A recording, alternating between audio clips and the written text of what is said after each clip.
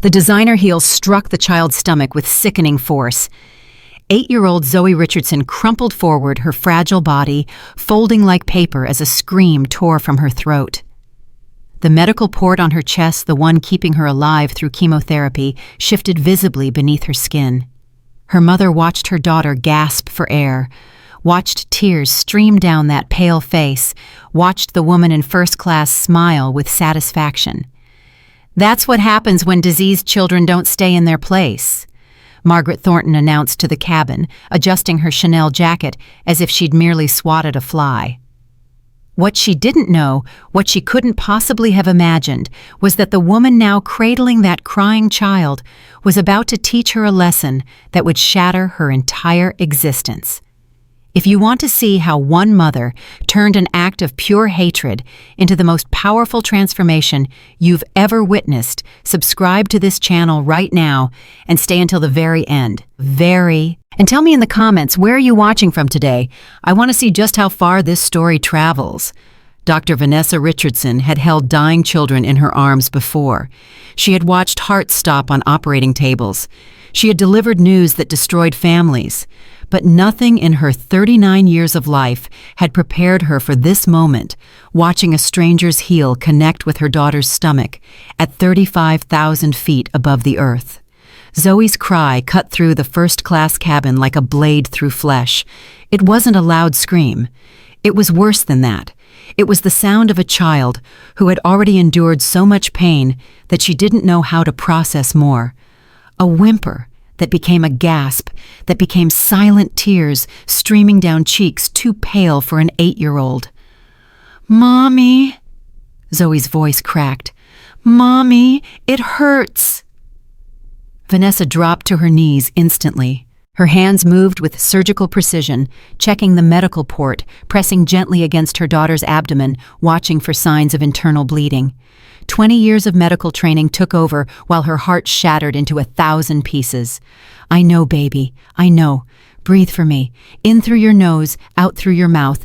That's my brave girl." "It hurts so much, Mommy. Why did she hurt me?"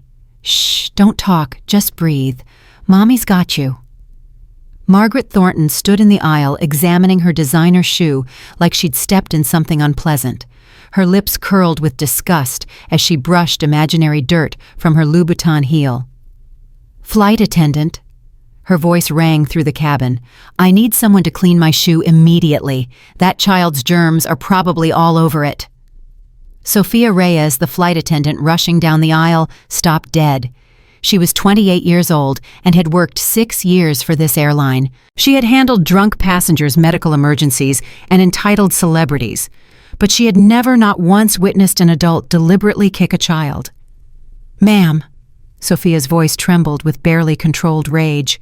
Did I just what?" Margaret interrupted.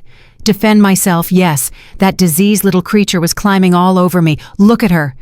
She gestured toward Zoe with her manicured hand. "She's obviously sick, probably contagious. She shouldn't even be on this plane with normal, healthy people." "She's 8 years old. And age doesn't make disease less dangerous. I could sue this airline for exposing me to whatever third-world illness she's carrying." Vanessa's head lifted slowly. Her hands never stopped their gentle examination of Zoe's stomach, but her eyes, those dark, intelligent eyes, locked onto Margaret Thornton with an intensity that made nearby passengers shrink back in their seats. She didn't say a word. That silence was more terrifying than any scream could have been. "What are you looking at?" Margaret demanded. "You should be apologizing to me. Your sick child ruined my shoes. Do you have any idea what these cost? More than your entire outfit, I'm sure. More than you make in a month. People like you shouldn't even be in first class." "People like me." Vanessa's voice was quiet, controlled, deadly calm. "Yes, people like you. You don't belong here. This section is for people who can actually afford it, not charity cases who probably got upgraded by accident. I paid for these seats. With what government assistance, food stamps Section 8 vouchers." Margaret laughed, a sharp, mocking sound. "Whatever handouts people like you live on." James Washington in seat 3B had already pulled out his phone. At 45 years old, he had spent 2 decades as a civil rights attorney fighting discrimination in courtrooms across America. He had seen hatred wear many faces. But watching a grown woman kick a visibly ill child and then demand an apology, that was something else entirely. "Ma'am." His voice carried the authority of someone accustomed to being heard. "I'm recording this entire interaction. I'm an attorney, and what I just witnessed was aggravated assault of a minor." Margaret spun toward him. "Mind your own business. This has nothing to do with you. A child was just assaulted in front of 30 witnesses. It has everything to do with all of us." "Assaulted." She laughed again. "She bumped into me. I reacted. It's called self-defense. It's not my fault she's too weak to handle a little push." "You kicked her in the stomach." "I nudged her with my foot. There's a difference." "I have it on video. The whole cabin has it on video. Would you like to see what a jury thinks about the difference?" Margaret's eyes darted around the cabin, phones everywhere, recording, watching, documenting every word she said. For a moment, just a moment, something like fear flickered across her face. Then it was gone, replaced by the armor of entitlement she had worn her entire life. "Go ahead. Record all you want. My lawyers will bury you. They'll bury all of you." From row 4, Eleanor Hayes rose to her feet. At 72 years old, she moved with the careful dignity of someone who had earned respect through decades of service. Her husband William, 75, stood beside her. Together, they had served 60 years on the federal bench. They had sentenced murderers, drug lords, and white-collar criminals. They had seen every excuse, every justification, every attempt to escape consequences. "Young woman," Eleanor's voice cracked like a whip, "we watched you deliberately extend your leg and kick that child in the stomach. There was nothing accidental about it. There was no self-defense. You assaulted a minor, and you did it with intent." "Who are you calling young woman? Do you have any idea who I am?" William stepped forward, his tall frame commanding attention despite his age. "We don't care who you are. We care what you did. My wife and I have served on the federal bench for a combined 60 years. We've seen criminals try to justify their actions in every possible way. But you—" He shook his head slowly. "You're not even trying to hide what you are." "And what exactly am I?" "A woman who kicks sick children and feels entitled to do so. That's what you are." Margaret's face flushed red with fury. "That child was in my way. She was blocking the aisle. She was probably trying to infect me with whatever disease she has. I had every right to protect myself." "Protect yourself from what?" Sophia demanded. "From an 8-year-old girl who needed to use the bathroom. From contamination. Look at her, she's practically bald. She's clearly contagious. I don't know what kind of disease she's carrying, but I refuse to be exposed to it." Dr. Michael Chen had been sitting across the aisle watching everything unfold. At 53 years old, he was one of the leading oncologists at Cedars-Sinai Medical Center. He had treated thousands of cancer patients. He had held the hands of dying children. He had delivered news that destroyed families, and he recognized immediately what that medical port meant. "That child has cancer." He stood up abruptly, his voice cutting through the cabin. "She's wearing a chemotherapy port. You just kicked a child with cancer in the stomach." The cabin went deadly silent. Every passenger within earshot froze. The words hung in the air like a death sentence, not for Zoe, but for Margaret Thornton.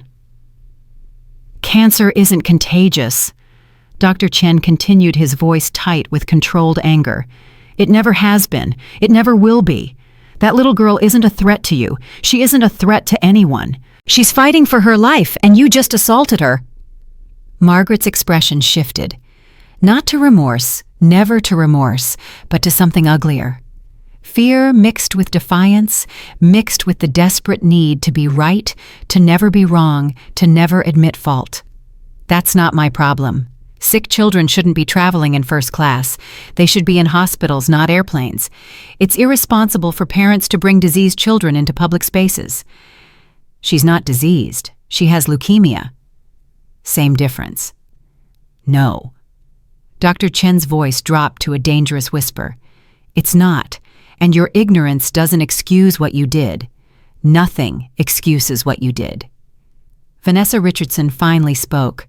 Her voice remained quiet, controlled the voice of a surgeon who had delivered devastating news to hundreds of families. A voice trained to remain calm in the face of unimaginable tragedy. Her name is Zoe. She's 8 years old. She was diagnosed with acute lymphoblastic leukemia 2 years ago. She's been through 9 rounds of chemotherapy, 2 bone marrow biopsies, and more blood transfusions than I can count. She has fought harder in her 8 years than you've fought in your entire life. Margaret rolled her eyes. Spare me the sob story. I don't care about your daughter's medical history. I care about my rights as a paying customer. I paid for a first-class experience and I shouldn't have to share it with sick children and their welfare-dependent mothers. Welfare-dependent? Did I stutter? Vanessa's eyes narrowed almost imperceptibly. Tell me more about what you assume about me. I don't need to assume anything. I can see what you are. You're clearly out of your element here. You don't know how to dress. You don't know how to behave. You don't know how to keep your sick child from bothering other passengers. You probably bought these tickets with money you don't have just to pretend you belong somewhere you don't. Is that what you think? That's what I know.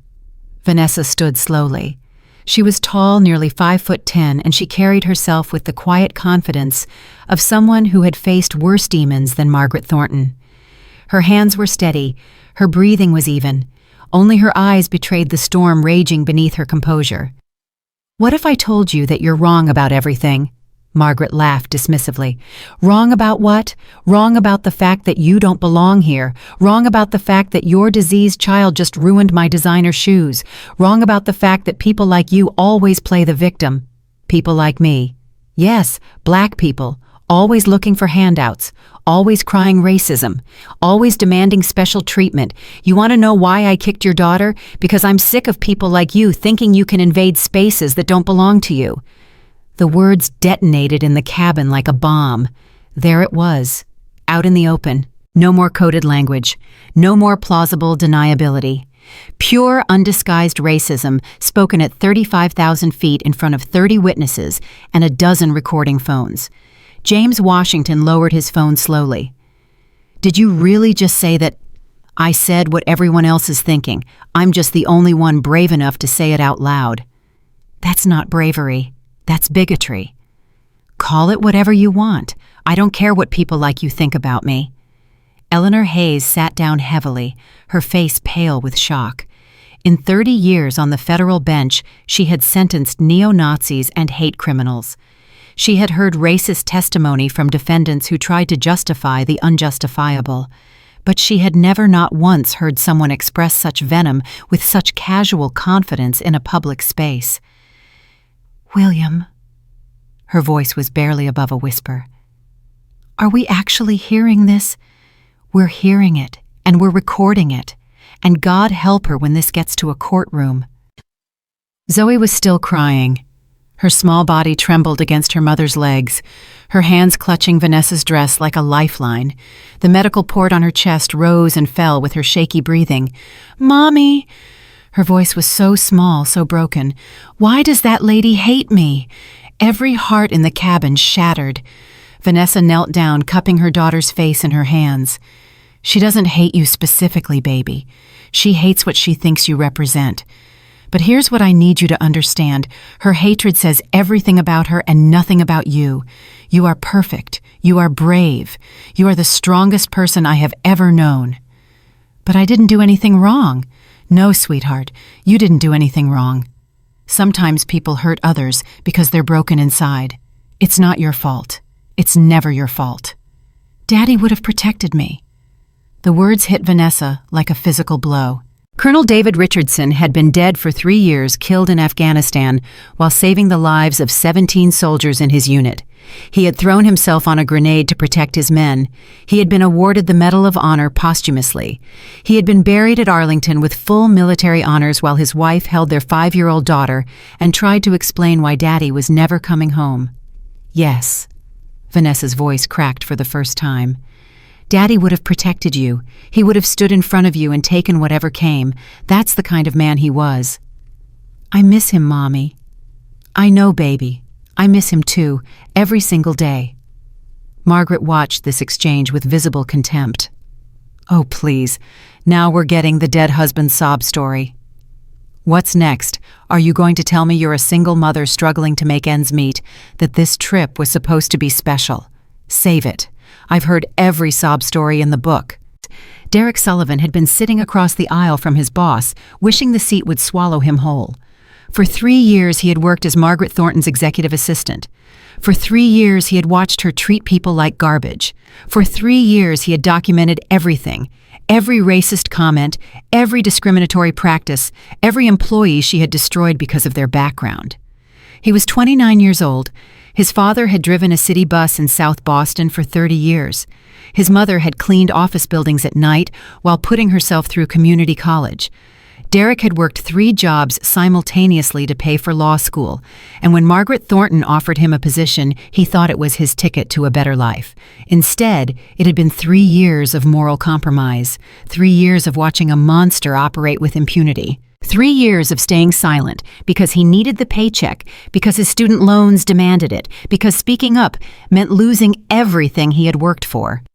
But this watching his boss kick a sick child and then spew racist hatred at her mother, this was different. This was the line. And Derek Sullivan finally found the courage to cross it. He stood up. Margaret noticed the movement and snapped her fingers at him. Derek, finally, get the captain. Tell him I want this woman and her sick child removed from first class immediately. Tell him I'll sue the airline if they don't accommodate my reasonable request for a disease-free environment. Derek didn't move toward the cockpit. Instead, he walked toward Vanessa Richardson. Derek. Margaret's voice rose sharply. Where are you going? I gave you an order. He stopped in front of Vanessa and reached into his bag. His hands were shaking as he pulled out his phone and a USB drive. Ma'am, my name is Derek Sullivan. I've been Miss Thornton's executive assistant for 3 years. He held out the phone and drive. I have everything. Every racist comment she's ever made when she thought no one was recording, every discriminatory housing practice at her company, every employee she fired for being the wrong color, every tenant she harassed until they moved out. It's all documented. Dates, times, recordings, emails, 3 years of evidence. Vanessa looked at him with an expression Derek couldn't quite read. Why are you giving this to me? Because I should have done something 3 years ago. Because staying silent made me part of the problem. Because... His voice broke. He looked at Zoe at her tear-streaked face at the medical port on her chest. Because that little girl didn't deserve what happened to her, and I can't live with myself if I don't do something to make it right. Margaret's face went from red to white in an instant. Derek, what do you think you're doing? He turned to face her, and for the first time in 3 years, he didn't feel afraid. I'm doing what I should have done the day you called the janitor a racial slur for not cleaning your office fast enough. I'm doing what I should have done when you rejected a tenant application because the applicant had an African name. I'm doing what I should have done every single time you showed me exactly who you are. You're fired. I quit. 3 years too late, but I quit. Those documents are confidential. I'll have you arrested for theft.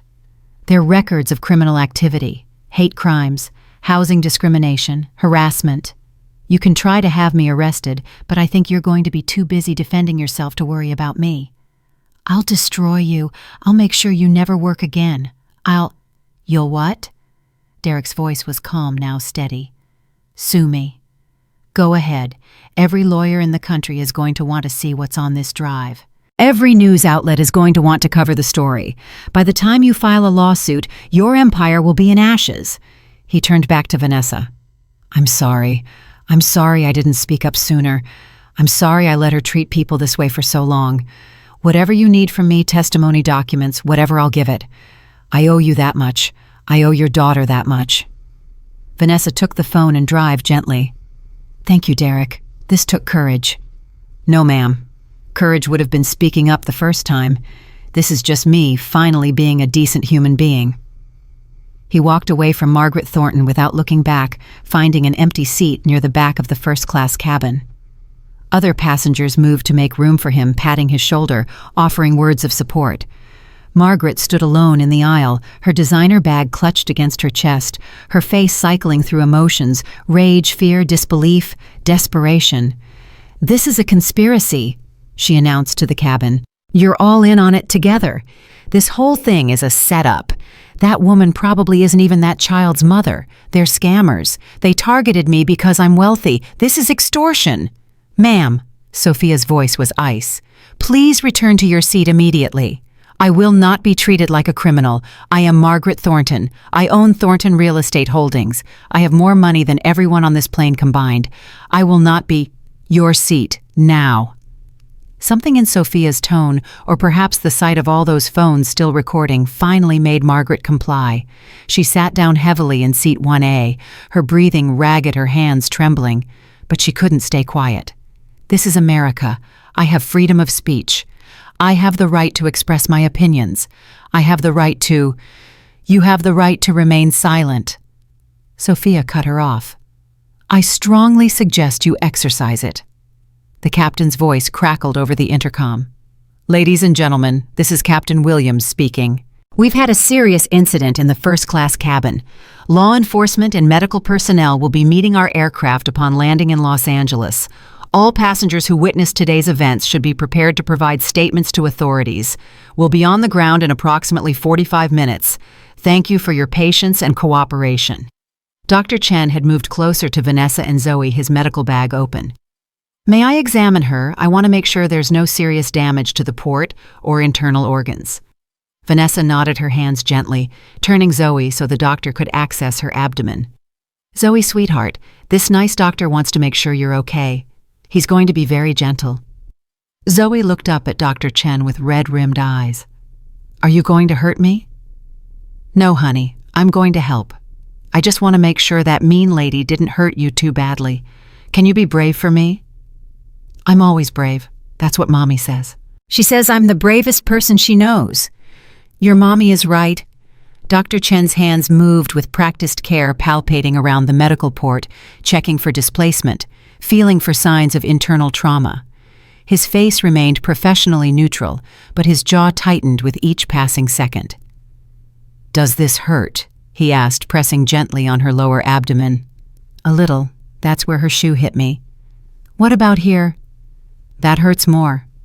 Dr. Chen looked up at Vanessa, his expression serious. The port seems intact, but there's already significant bruising developing. Given her compromised immune system and the location of the impact, I'd strongly recommend a full examination when you land. CT scan, blood work, the whole workup. We're going to UCLA Medical Center. Dr. Helena Patterson is expecting us. Dr. Chen's eyebrows rose. Helena Patterson? She's one of the best pediatric oncologists in the world. Your daughter is in excellent hands. I know. I made sure of it. Something in Vanessa's tone made Dr. Chen pause. There was quiet confidence there, the kind that came not from hope, but from certainty, from power. I'm sorry, he said slowly. I didn't catch your name. Dr. Vanessa Richardson. The name hit Dr. Chen like a thunderbolt. He sat back, staring at her with new eyes. Dr. Vanessa Richardson, as in Richardson Pharmaceuticals, as in the Richardson who developed the CAR-T protocol that revolutionized childhood leukemia treatment. The same. As in the billionaire who's funded more pediatric cancer research than any private donor in history. I don't keep track of the rankings. As in, Dr. Chen's voice dropped to a whisper, as in the woman who's probably worth more than the entire airline we're flying on. Vanessa's expression didn't change. My daughter has cancer. My net worth doesn't make her any less sick. It doesn't make today any less painful. And it certainly doesn't change what that woman did. No, but it might change what happens next. Yes, it might. James Washington had overheard every word. As a civil rights attorney, he had handled cases involving some of the wealthiest and most powerful people in America. He understood money. He understood power. He understood what it meant when someone like Vanessa Richardson became an adversary. Margaret Thornton had no idea what she had done. She had kicked the daughter of one of the richest women in America. She had spewed racist hatred at a philanthropist who had donated hundreds of millions to civil rights causes. She had done all of this on camera in front of witnesses with irrefutable evidence, and she had done it to a woman who had the resources to destroy her completely. Dr. Richardson, James approached carefully, respectfully. "I'm James Washington, civil rights attorney. I've recorded everything that happened here today, and I want you to know that what was done to your daughter constitutes multiple criminal offenses, assault of a minor hate crimes, possibly aggravated assault, given Zoe's medical condition." Vanessa looked at him with those calm, assessing eyes. "You're offering your services. I'm offering my witness testimony. My services come later if you want them." He paused. "Though I suspect you already have significant legal resources at your disposal. I have an entire legal department, 12 attorneys on staff plus outside counsel on retainer. But witnesses matter more than lawyers in cases like this. Truth matters more than money." "Then you have my truth. Everything I saw, everything I recorded, whatever you need." "Thank you, Mr. Washington. I won't forget that." The elderly judges, William and Eleanor Hayes, had made their way forward. They moved slowly, carefully, the movement of people who had learned that dignity trumped speed, but their eyes were sharp and their purpose was clear. "Dr. Richardson," Eleanor said, "my husband and I would like to provide formal statements as well. We've witnessed many injustices in our years on the bench, but watching an adult assault a child with cancer—" Her voice broke slightly. "That's something that demands more than justice. It demands transformation." "Transformation," Vanessa repeated. "That's an interesting word choice." "It's the right word. Punishment is temporary. It satisfies our need for retribution, but it rarely changes anything. What that woman needs isn't just consequences. She needs to understand what she's done. She needs to become someone who would be horrified by her own actions." "You believe that's possible?" Eleanor was quiet for a moment. "I've spent 30 years watching people face consequences for their actions. Most of them never change. They serve their time, pay their fines, and go right back to who they were. But occasionally, rarely, someone breaks through. Someone actually sees themselves clearly for the first time. Those moments—" She shook her head. "Those moments remind me why I spent my career in that courtroom." William placed a gentle hand on his wife's shoulder. "What Eleanor is saying, and what I believe as well, is that you have an opportunity here, not just for justice, but for something more lasting. That woman is about to lose everything: her reputation, her freedom, possibly her fortune. The question is, what do you want that loss to mean?" Vanessa looked at her daughter, still trembling in Dr. Chen's care. She thought about David, about what he would have done, what he would have said, what kind of justice he would have pursued. David had died saving people who didn't deserve his sacrifice. He had thrown himself on a grenade to protect soldiers who just moments before had been complaining about the heat, the sand, the terrible food. He hadn't calculated their worthiness. He had simply acted because that's who he was. What would David do now? The answer came to her like a whisper from somewhere beyond. He wouldn't destroy Margaret Thornton. He would rebuild her. Vanessa pulled out her phone and scrolled to a contact. The call connected on the second ring. "Marcus, it's Vanessa. Dr. Richardson. What do you need?" "Everything you can find on Margaret Thornton. Thornton Real Estate Holdings. I want financials, legal exposure, business practices, personal history. Everything." "How deep?" "As deep as it goes. I want to know what she had for breakfast on her 10th birthday. Give me 30 minutes. Also," Vanessa paused, "her father, Theodore Thornton. I need his current medical status and where he's receiving treatment." A brief silence on the other end. "May I ask why?" "You may not." "Understood. 30 minutes. Vanessa ended the call. Margaret, still slumped in her seat, had been watching this exchange with growing dread. She couldn't hear what was being said, but she could see the deference in how other passengers treated this woman. She could see the respect in the flight attendant's eyes. She could see that something was very, very wrong with her initial assessment of the situation. "Excuse me." Margaret's voice was smaller now, less confident. She was addressing a businessman in seat 2D, someone who had been observing everything with quiet attention. "That woman, the one with the sick child, do you know who she is?" The man looked at her with undisguised contempt. "You really don't know? Should I?" He laughed, a short, humorless sound. That's Dr. Vanessa Richardson, CEO of Richardson Pharmaceuticals, net worth somewhere around $4 billion. Her company developed most of the cancer treatments used in hospitals across the country. Half the kids in America with leukemia are alive because of her research. The color drained from Margaret's face. You're lying. Lady, I have zero reason to lie to you. I wish I was lying. I wish this was all some elaborate joke. But it's not. You just kicked the daughter of one of the richest women in America, on camera, in front of dozens of witnesses, while screaming racist slurs that would make a KKK member wince. That's not I didn't. You did. We all saw it. We all recorded it. And now you're going to face the consequences. Margaret's mind was racing, scrambling for a way out for some angle she hadn't considered. Richardson Pharmaceuticals. The name triggered something a memory buried beneath layers of panic and denial. Richardson Pharmaceuticals. They developed the Alzheimer's treatment her father was receiving. The experimental protocol that had been keeping Theodore Thornton's mind intact for the past 18 months. The clinical trial he had waited 6 months to enter. The treatment that was his only hope of maintaining any quality of life. That treatment was developed by Richardson Pharmaceuticals, by the company owned by the woman whose daughter Margaret had just kicked. The realization crashed over her like a wave of ice water. "Oh, God," she whispered. "Oh, my God." Her hands started to shake. "Oh, God.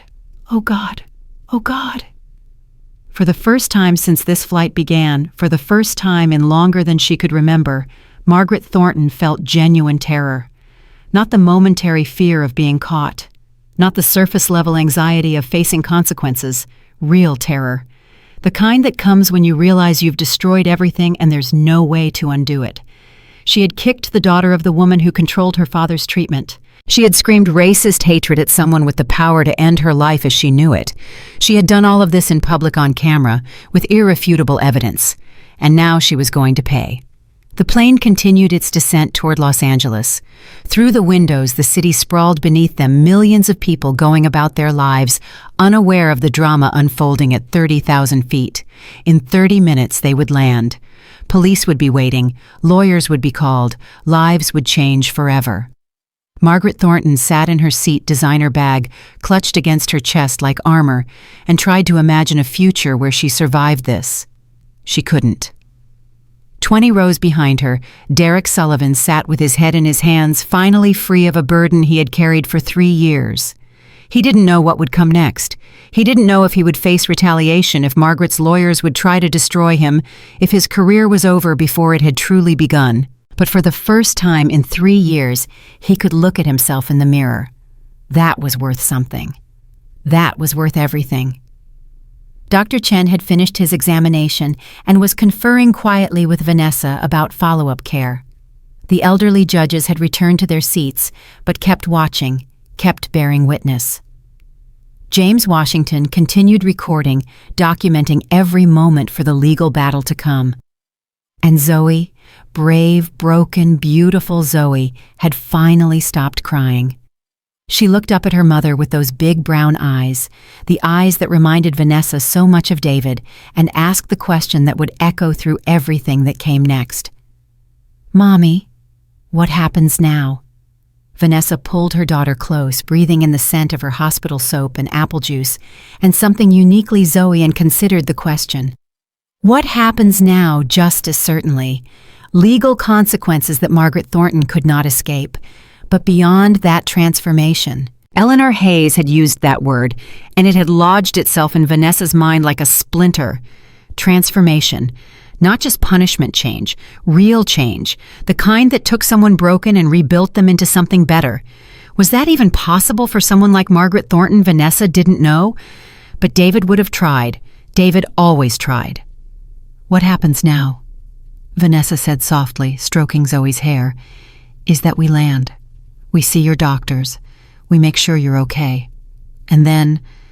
She paused, thinking of the files Marcus was compiling, the evidence Derek had provided the witnesses ready to testify. "Then we teach that woman what it means to hurt someone who matters." Am I going to have to see her again? Maybe. Eventually. Would that scare you? Zoe was quiet for a moment. A little. But Daddy always said being brave doesn't mean not being scared. It means being scared and doing the right thing anyway. Daddy was right. He was always right. Yes, baby. Vanessa's voice cracked. He was. The plane shuddered slightly as it hit turbulence, a reminder that they were still suspended between earth and sky, between what had happened and what would come next. Margaret Thornton stared out her window at the approaching city, seeing nothing, understanding finally that her money couldn't save her, her lawyers couldn't save her, her status couldn't save her. She had crossed a line that money couldn't uncross. And the woman she had wronged, the woman she had dismissed as someone who didn't belong, was about to show her exactly how wrong she had been, about everything. The wheels touched down at LAX at exactly 3:47 p.m. Pacific time. The impact jolted through the cabin, and Margaret Thornton gripped her armrests so hard her knuckles went white. She had spent the last 45 minutes in complete silence, staring at nothing, her mind racing through every possible escape route and finding none. The plane taxied slowly toward the gate. Too slowly. Every second felt like an hour. Ladies and gentlemen, please remain seated until law enforcement has completed their initial assessment. We appreciate your patience. Captain Williams' voice carried a weight that made Margaret's stomach clench. This wasn't a routine announcement. This was a warning. Through the window she could see them waiting. 3 police cars, 2 ambulances, a cluster of people in suits who looked like federal agents, all of them positioned at the gate, all of them waiting for her. "Mommy, are those police cars for the mean lady?" Zoe's voice cut through the tense silence of the cabin. She was still pressed against her mother's side, but her tears had dried. Now she just looked tired, the bone-deep exhaustion of a child who had been fighting too hard for too long. "Yes, baby. They're here to make sure she answers for what she did." "Will they put her in jail?" "Maybe. That's for the judges to decide." Eleanor Hayes, still seated in row 4, overheard the exchange and caught Vanessa's eye. The retired judge gave a small nod, a silent acknowledgement that whatever came next, justice would be served. The cabin door opened at 3:52 p.m. 2 uniformed officers stepped inside, their faces professionally neutral, but their eyes sharp, scanning the first-class cabin. Behind them came a woman in a dark suit, FBI based on the badge visible on her belt. "Margaret Thornton." Margaret stood up slowly. Her legs felt weak, unreliable. For a moment, she considered running, but where? She was trapped in a metal tube, surrounded by witnesses who hated her. "I'm Margaret Thornton, and before you say anything, I want my lawyer present. I know my rights." "Ma'am, you're being detained for questioning regarding an alleged assault on a minor. You have the right to remain silent. Anything you say can and will be used against you in a court of law. You have the right to an attorney. I said I want my lawyer, and if you cannot afford one, one will be appointed to you." "I can afford 100 lawyers," Margaret's voice cracked. "Do you have any idea who I am? I'm not some common criminal. I'm Margaret Thornton. I own—" "Ma'am, please turn around and place your hands behind your back." The click of handcuffs echoed through the silent cabin. Every passenger watched. Every phone recorded. Every eye bore witness to Margaret Thornton, real estate mogul, society fixture woman, who had spent 54 years believing herself untouchable, being led off a plane in handcuffs. "This is a mistake!" Her voice rose to a shriek. "That child attacked me. I was defending myself. These people are lying. They're all lying." The FBI agent, a woman named Special Agent Torres, according to her badge, leaned close and spoke quietly. "Mrs. Thornton, we have video evidence from multiple sources showing you deliberately kicking an 8-year-old cancer patient in the stomach. We have audio recordings of you making racial slurs. We have witness statements from 2 retired federal judges, a civil rights attorney, and approximately 30 other passengers. The evidence against you is overwhelming. I strongly suggest you stop talking until your lawyer arrives." Margaret's mouth opened and closed. For once in her life, no words came out. They led her down the aisle past the passengers who had witnessed her cruelty, past Derek Sullivan, who wouldn't meet her eyes, past Dr. Chen, who watched with clinical disgust, past the elderly judges who had seen countless criminals, but never one quite like this. And finally, past Vanessa Richardson and her daughter. Margaret stopped. The officers tried to keep her moving, but she planted her feet and turned to face the woman she had wronged. "This isn't over," she hissed. "My lawyers will destroy you. I'll sue you for defamation, for conspiracy, for Mrs. Thornton." Vanessa's voice was calm, almost gentle. "Your father is Theodore Thornton, correct. Currently enrolled in the Phase 3 clinical trial for Richardson Pharmaceuticals' experimental Alzheimer's treatment." The color drained from Margaret's face. "How do you—" "I know everything about you now, Mrs. Thornton, everything, and I think you and I need to have a conversation. But not here. Not like this." She glanced at the officers. "Take her. We'll talk when she's ready to listen." The officers pulled Margaret forward, and this time she didn't resist. She was too shocked, too terrified, too overwhelmed by the realization that she had picked a fight with someone who could end her in ways she hadn't even imagined. They led her off the plane at 4:03 p.m. The cabin erupted the moment she disappeared. Passengers stood up, stretching, talking excitedly to each other. Some approached Vanessa with words of support. Others simply nodded their respect from a distance. The tension that had gripped the first-class cabin for nearly 2 hours finally began to release. But Vanessa wasn't thinking about Margaret Thornton anymore. She was thinking about her daughter. "Dr. Chen, can you help me get Zoe to the ambulance? I want her examined properly before we go anywhere else." "Of course. Let me carry her. She shouldn't be walking if there's any chance of internal bruising." Zoe protested weakly. "I can walk, Mommy. I'm not a baby." "I know you're not, sweetheart, but sometimes even brave people need to let others help them. That's not weakness. That's wisdom." Dr. Chen lifted Zoe gently, cradling her against his chest like she weighed nothing. As they moved toward the exit, other passengers cleared a path, some reaching out to touch Zoe's hand, to offer whispered words of encouragement. "You're so brave, sweetheart." "Feel better, little one." "God bless you and your mama." Zoe managed a small smile at each of them, her father's smile on a face too young to have seen so much hardship. The paramedics were waiting at the gate. They had a stretcher-ready medical equipment, prepared the efficiency of professionals who dealt with emergencies every day. "Dr. Richardson, I'm Sarah, lead paramedic. We were briefed on the situation. We're going to take your daughter to UCLA Medical Center. Dr. Patterson has already been notified and is waiting." "How did Helena know?" "Someone from your office called ahead, a man named Marcus." Vanessa nodded. Marcus had always been efficient. It was why she paid him 3 times what any other executive assistant in America earned. They loaded Zoe onto the stretcher at 4:11 p.m. The little girl looked so small against the white sheets, so fragile, so impossibly brave. "Mommy, are you coming with me?" "I'm right here, baby. I'm not going anywhere." "Promise." "I promise. Always." Vanessa climbed into the ambulance, taking her daughter's hand. As the doors closed, she caught a glimpse of Derek Sullivan standing near the gate, looking lost and uncertain. "Wait," she called out. "Derek, come with us." He looked up, surprise evident on his face. "Me, why?" "Because you did the right thing today, and that took courage, because you're about to be unemployed and probably need a lawyer. And because—" she paused. "Because I have a job offer for you if you're interested. But we can discuss that later.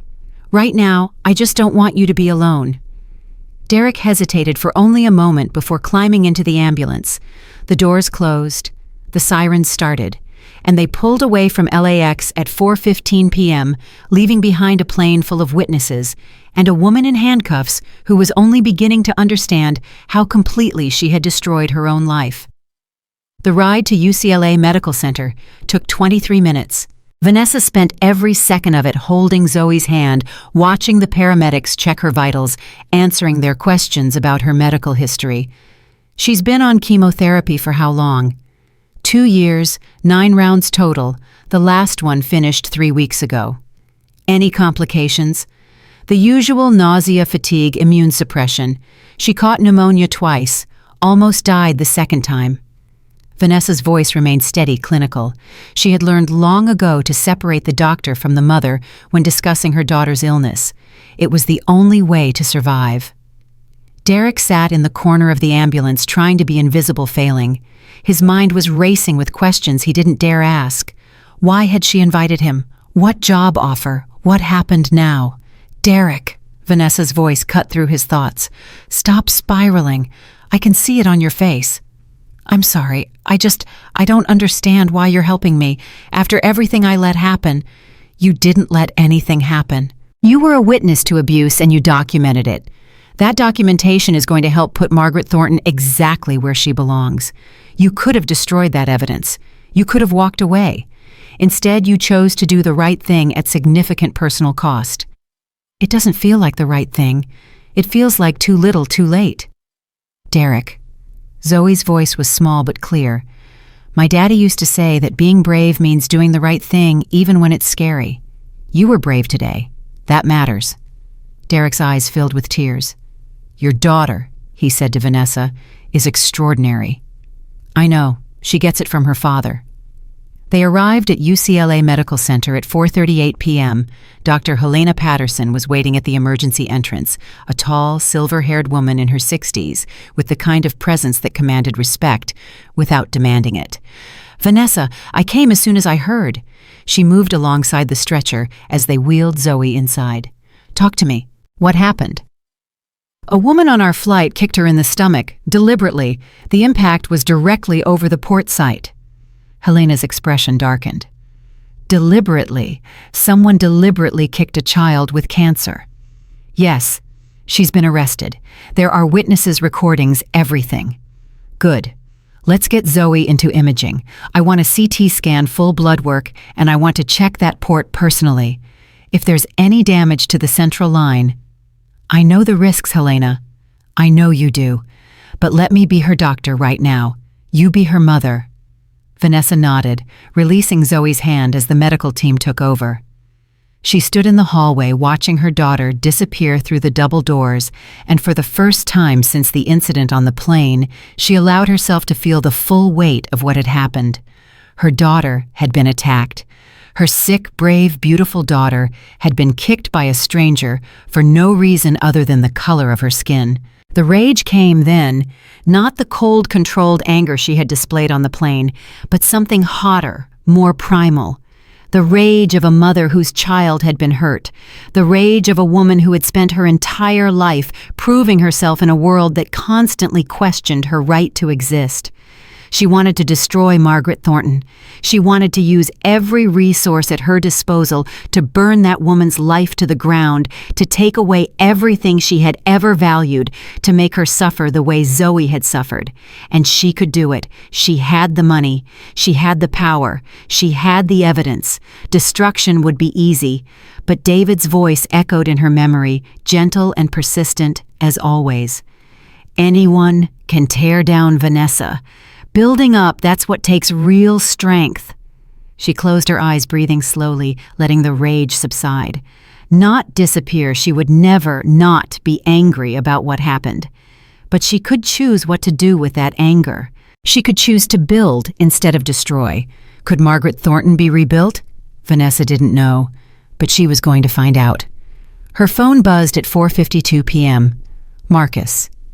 I have everything you asked for, sending to your secure email now. Give me the highlights. Margaret Thornton, age 54, inherited Thornton Real Estate Holdings from her father Theodore Thornton 12 years ago. Company was worth approximately $800 million at the time of transfer. Current value approximately $180 million and falling fast. What happened? Bad investments, discriminatory practices that resulted in multiple lawsuits, and a general inability to adapt to changing market conditions. She's lost 3 major development deals in the past year alone, including the Chicago waterfront project, which went to a minority-owned development firm. Richardson Capital Partners. Yes, your subsidiary outbid her by $12 million. She blamed diversity initiatives for her loss. There are recordings. Of course there are. What about her personal finances? Leveraged to the limit. She has approximately $2 million in liquid assets, but she owes 3 times that in various debts. If her company fails, which it's on track to do within the next 18 months, she'll be bankrupt. And her father. Theodore Thornton, age 81, diagnosed with early-onset Alzheimer's 6 years ago. Standard treatment slowed progression for a while, but he was declining rapidly until he was accepted into the Richardson Pharmaceuticals Phase 3 trial 18 months ago. The experimental treatment has stabilized his condition significantly. He's currently living in an assisted care facility in Connecticut. Margaret pays the bills, approximately $15,000 per month. Vanessa was quiet for a moment, processing. So if Margaret goes bankrupt, her father loses his care facility. Correct. And if he's removed from the clinical trial, his condition will likely deteriorate rapidly. I'm not removing him from the trial. I didn't suggest you would, but Margaret doesn't know that. She's probably terrified right now, imagining the worst. Good. Let her imagine. Fear can be an excellent teacher. What's your play here, Vanessa, if you don't mind me asking? I'm still figuring that out. But I know what I don't want. I don't want to destroy her. That would be too easy, and it wouldn't change anything. I want to transform her. Transform her into what? Into someone who would be horrified by what she did today. Into someone who sees people like Zoe as human beings instead of obstacles. Into someone who understands that her privilege doesn't give her the right to hurt others. Marcus was silent for a long moment. That's ambitious. I know. It might be impossible. I know that too, but David would have tried, so I'm going to try. She ended the call at 5:08 p.m. Derek had been standing nearby, trying not to eavesdrop and failing. When Vanessa turned toward him, he quickly looked away. You heard all of that. I didn't mean to. It's fine. You're going to be involved in this anyway, assuming you accept my job offer. You mentioned that on the ambulance. What kind of job? Chief Ethics Officer at Richardson Pharmaceuticals. New position. I'm creating it specifically because of you. Derek stared at her. I don't understand. You spent 3 years watching someone do terrible things, and you documented everything. That shows attention to detail and moral awareness. You gave up your career to do the right thing when it mattered most. That shows integrity, and you clearly understand how power can be abused, which makes you uniquely qualified to help ensure that it isn't. Dr. Richardson, I don't have any experience in. You have exactly the experience I need. You've seen corporate abuse from the inside. You know how it works, how it hides, how it perpetuates itself. I want you to help me make sure that never happens at my company. I don't know what to say. Say yes. The salary is $250,000 per year, plus benefits, plus stock options. You'll have your own office, your own staff, and my full support. Derek's mouth opened and closed. He had been making $65,000 working for Margaret Thornton, and he had considered that good money. Why me?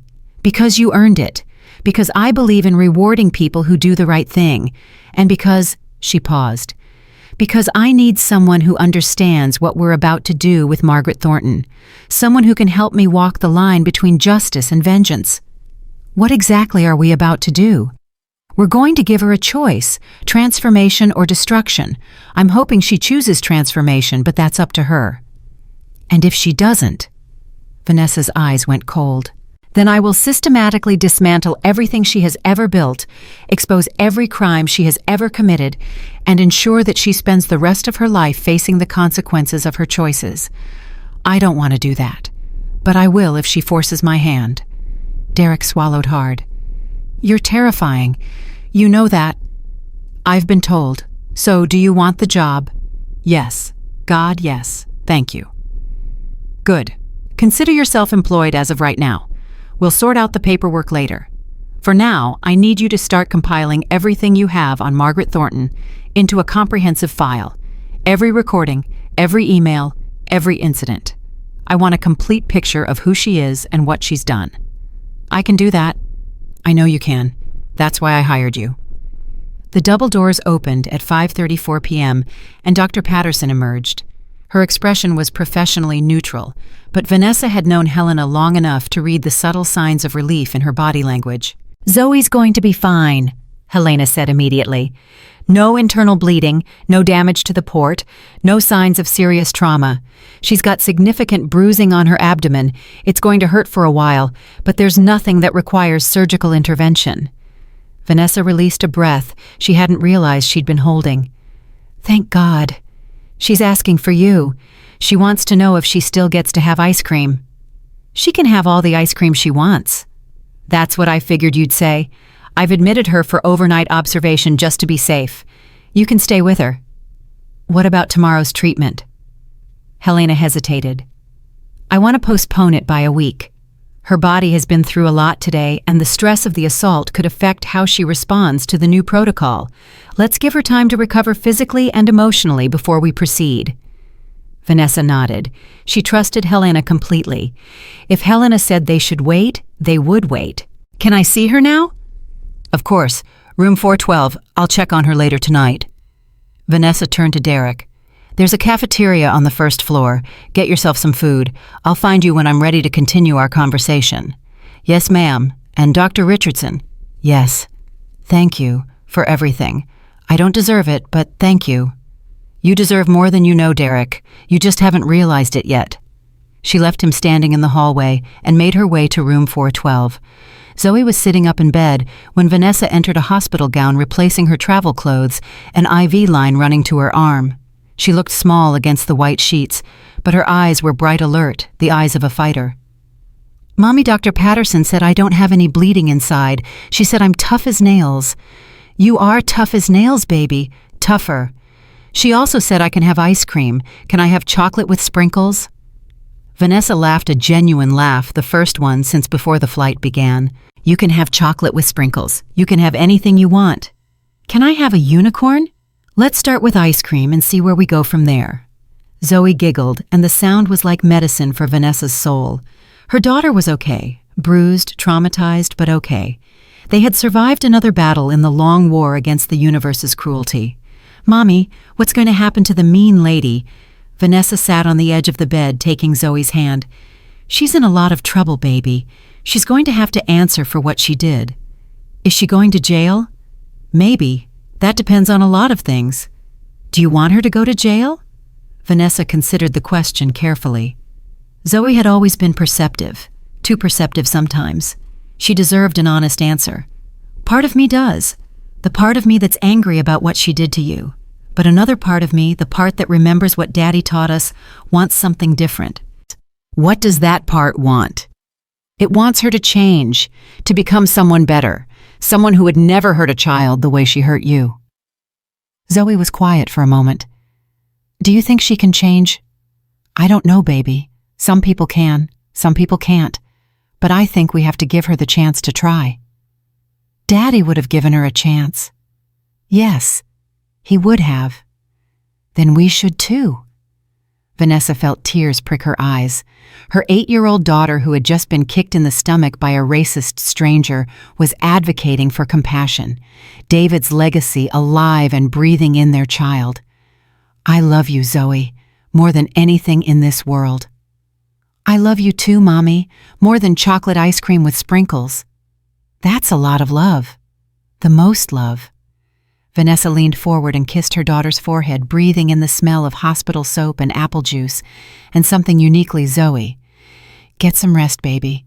I'll be right here when you wake up. Promise. Promise. Always. Zoe's eyes drifted closed at 6:17 p.m. Within minutes she was asleep, the deep, healing sleep of a child who had been through too much and needed to recover. Vanessa sat beside her bed, watching her daughter breathe, and thought about what came next. Margaret Thornton was sitting in a police station somewhere, probably with her expensive lawyers, probably planning her defense. She had no idea what was coming. She had no idea that Vanessa had the power to end her, or that Vanessa was choosing not to use it yet. Tomorrow they would talk. Tomorrow Vanessa would present her choice, transformation or destruction. And tomorrow Margaret Thornton would have to decide what kind of person she wanted to be. But that was tomorrow. Tonight, Vanessa would sit beside her daughter's bed and thank God for the miracle of her survival. Tonight, she would remember David and draw strength from his memory. Tonight, she would be a mother, nothing more and nothing less. The hospital room was quiet, except for the steady beep of monitors and the soft sound of Zoe's breathing. Outside, the sun was setting over Los Angeles, painting the sky in shades of orange and pink, ending a day that had begun with such promise and nearly ended in tragedy. But it wasn't over yet. The story was just beginning, and when the sun rose tomorrow, everything would change. Margaret Thornton had been sitting in the interrogation room for 6 hours when her lawyer finally arrived. Robert Kessler was 63 years old, silver-haired, and had gotten Margaret out of trouble more times than either of them could count. But when he walked through the door at 10:47 p.m., his face told her everything she needed to know. This time was different. "Robert, thank God. Get me out of here." He sat down across from her, setting his briefcase on the metal table with a heaviness that made Margaret's stomach clench. "Margaret, we need to talk." "Talk later. Get me out now. I've been sitting in this room for 6 hours. They haven't even given me water. This is cruel and unusual punishment. I want to sue." "Margaret," his voice was sharp, cutting through her complaints. "Stop talking and listen to me." She stopped. In 20 years of working together, Robert Kessler had never spoken to her like that. "The situation is bad," he said slowly. "It's worse than bad. It's catastrophic. It's a misunderstanding. That child was blocking my way. I was defending myself. The whole thing is being blown out of proportion by people who want to extort me." "Margaret, I've seen the videos." Her mouth snapped shut. "All of them. From multiple angles. There are 37 separate recordings of the incident. 37. Every single one of them shows you deliberately kicking an 8-year-old girl in the stomach. There is no angle, no lighting, no interpretation that makes this look like self-defense. The videos are edited. They're fake. They're not fake. They're real, and they're everywhere." Margaret felt the blood drain from her face. "What do you mean, everywhere?" Robert pulled out his phone and turned it toward her. The screen showed a news website with her face plastered across the front page. The headline read, "Real estate mogul arrested for assaulting child with cancer on flight." This broke 2 hours ago. It's on every major network. CNN, Fox, MSNBC, they're all running it. The videos are viral on social media. As of 30 minutes ago, the hashtag #JusticeForZoe had been used over 2 million times. Margaret grabbed the phone, scrolling frantically. Every news outlet, every website. Her face, her name, her words, all of it broadcast to the world. This can't be happening. It's happening, and it gets worse. How could it possibly get worse? Robert took a deep breath. The woman you assaulted, the mother of the child you kicked. Do you know who she is? Some nobody, some welfare case who shouldn't have been in first class. Her name is Dr. Vanessa Richardson. She's the founder and CEO of Richardson Pharmaceuticals. Her net worth is approximately $4 billion. Her company developed most of the cancer treatments used in hospitals across America. Her husband was Colonel David Richardson, Medal of Honor recipient, killed in action in Afghanistan. Margaret stared at him. "You're lying." "I wish I was. Margaret, you didn't just assault a child. You assaulted the daughter of one of the richest and most respected women in America. A woman who has the resources to destroy you in ways you can't even imagine."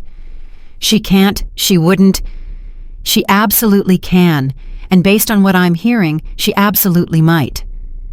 Margaret's hands started to shake. "There's more," Robert said quietly. "More. What more could there possibly be? Richardson Pharmaceuticals. The company that's running the clinical trial for your father's Alzheimer's treatment." The words hit Margaret like a physical blow. "No."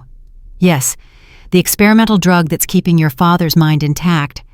It was developed by Dr. Richardson's company. She's on the board that oversees trial enrollment."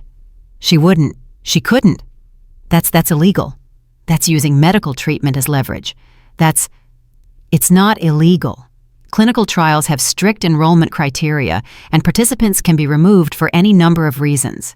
If Dr. Richardson wanted your father out of that trial, she could make it happen with a single phone call." Margaret felt like she was going to be sick. Her father, Theodore Thornton, the man who had raised her, who had built the empire she had inherited, who had loved her in his own cold and distant way. He was slipping away piece by piece, his brilliant mind dissolving into confusion and fear. The only thing keeping him anchored to reality was that experimental treatment. And she had just kicked the daughter of the woman who controlled it. "What do I do?" Her voice came out as a whisper. "Robert, what do I do?" "Right now, nothing. You stay quiet. You don't talk to the press. You don't talk to anyone. Tomorrow morning you'll be arraigned on charges of assault, of a minor hate crimes enhancement, and interference with flight crew. Bail will be set, probably high, but you should be able to make it." And then we wait. We see what Dr. Richardson decides to do. Because right now, Margaret, your entire future is in her hands. The arraignment happened at 9:15 a.m. the following morning. Margaret stood before Judge Patricia Williams in wrinkled clothes, no makeup, her hair a mess. She had spent the night in a holding cell, unable to sleep, unable to think about anything except the magnitude of her mistake. The courtroom was packed. Reporters filled every seat. Cameras lined the back wall, and outside protesters had gathered with signs reading, "Justice for Zoe and racism has consequences." Margaret Thornton, you are charged with assault of a minor in the second-degree commission of a hate crime and interference with flight crew operations. How do you plead? Robert had coached her on this. One word. Nothing more. Not guilty.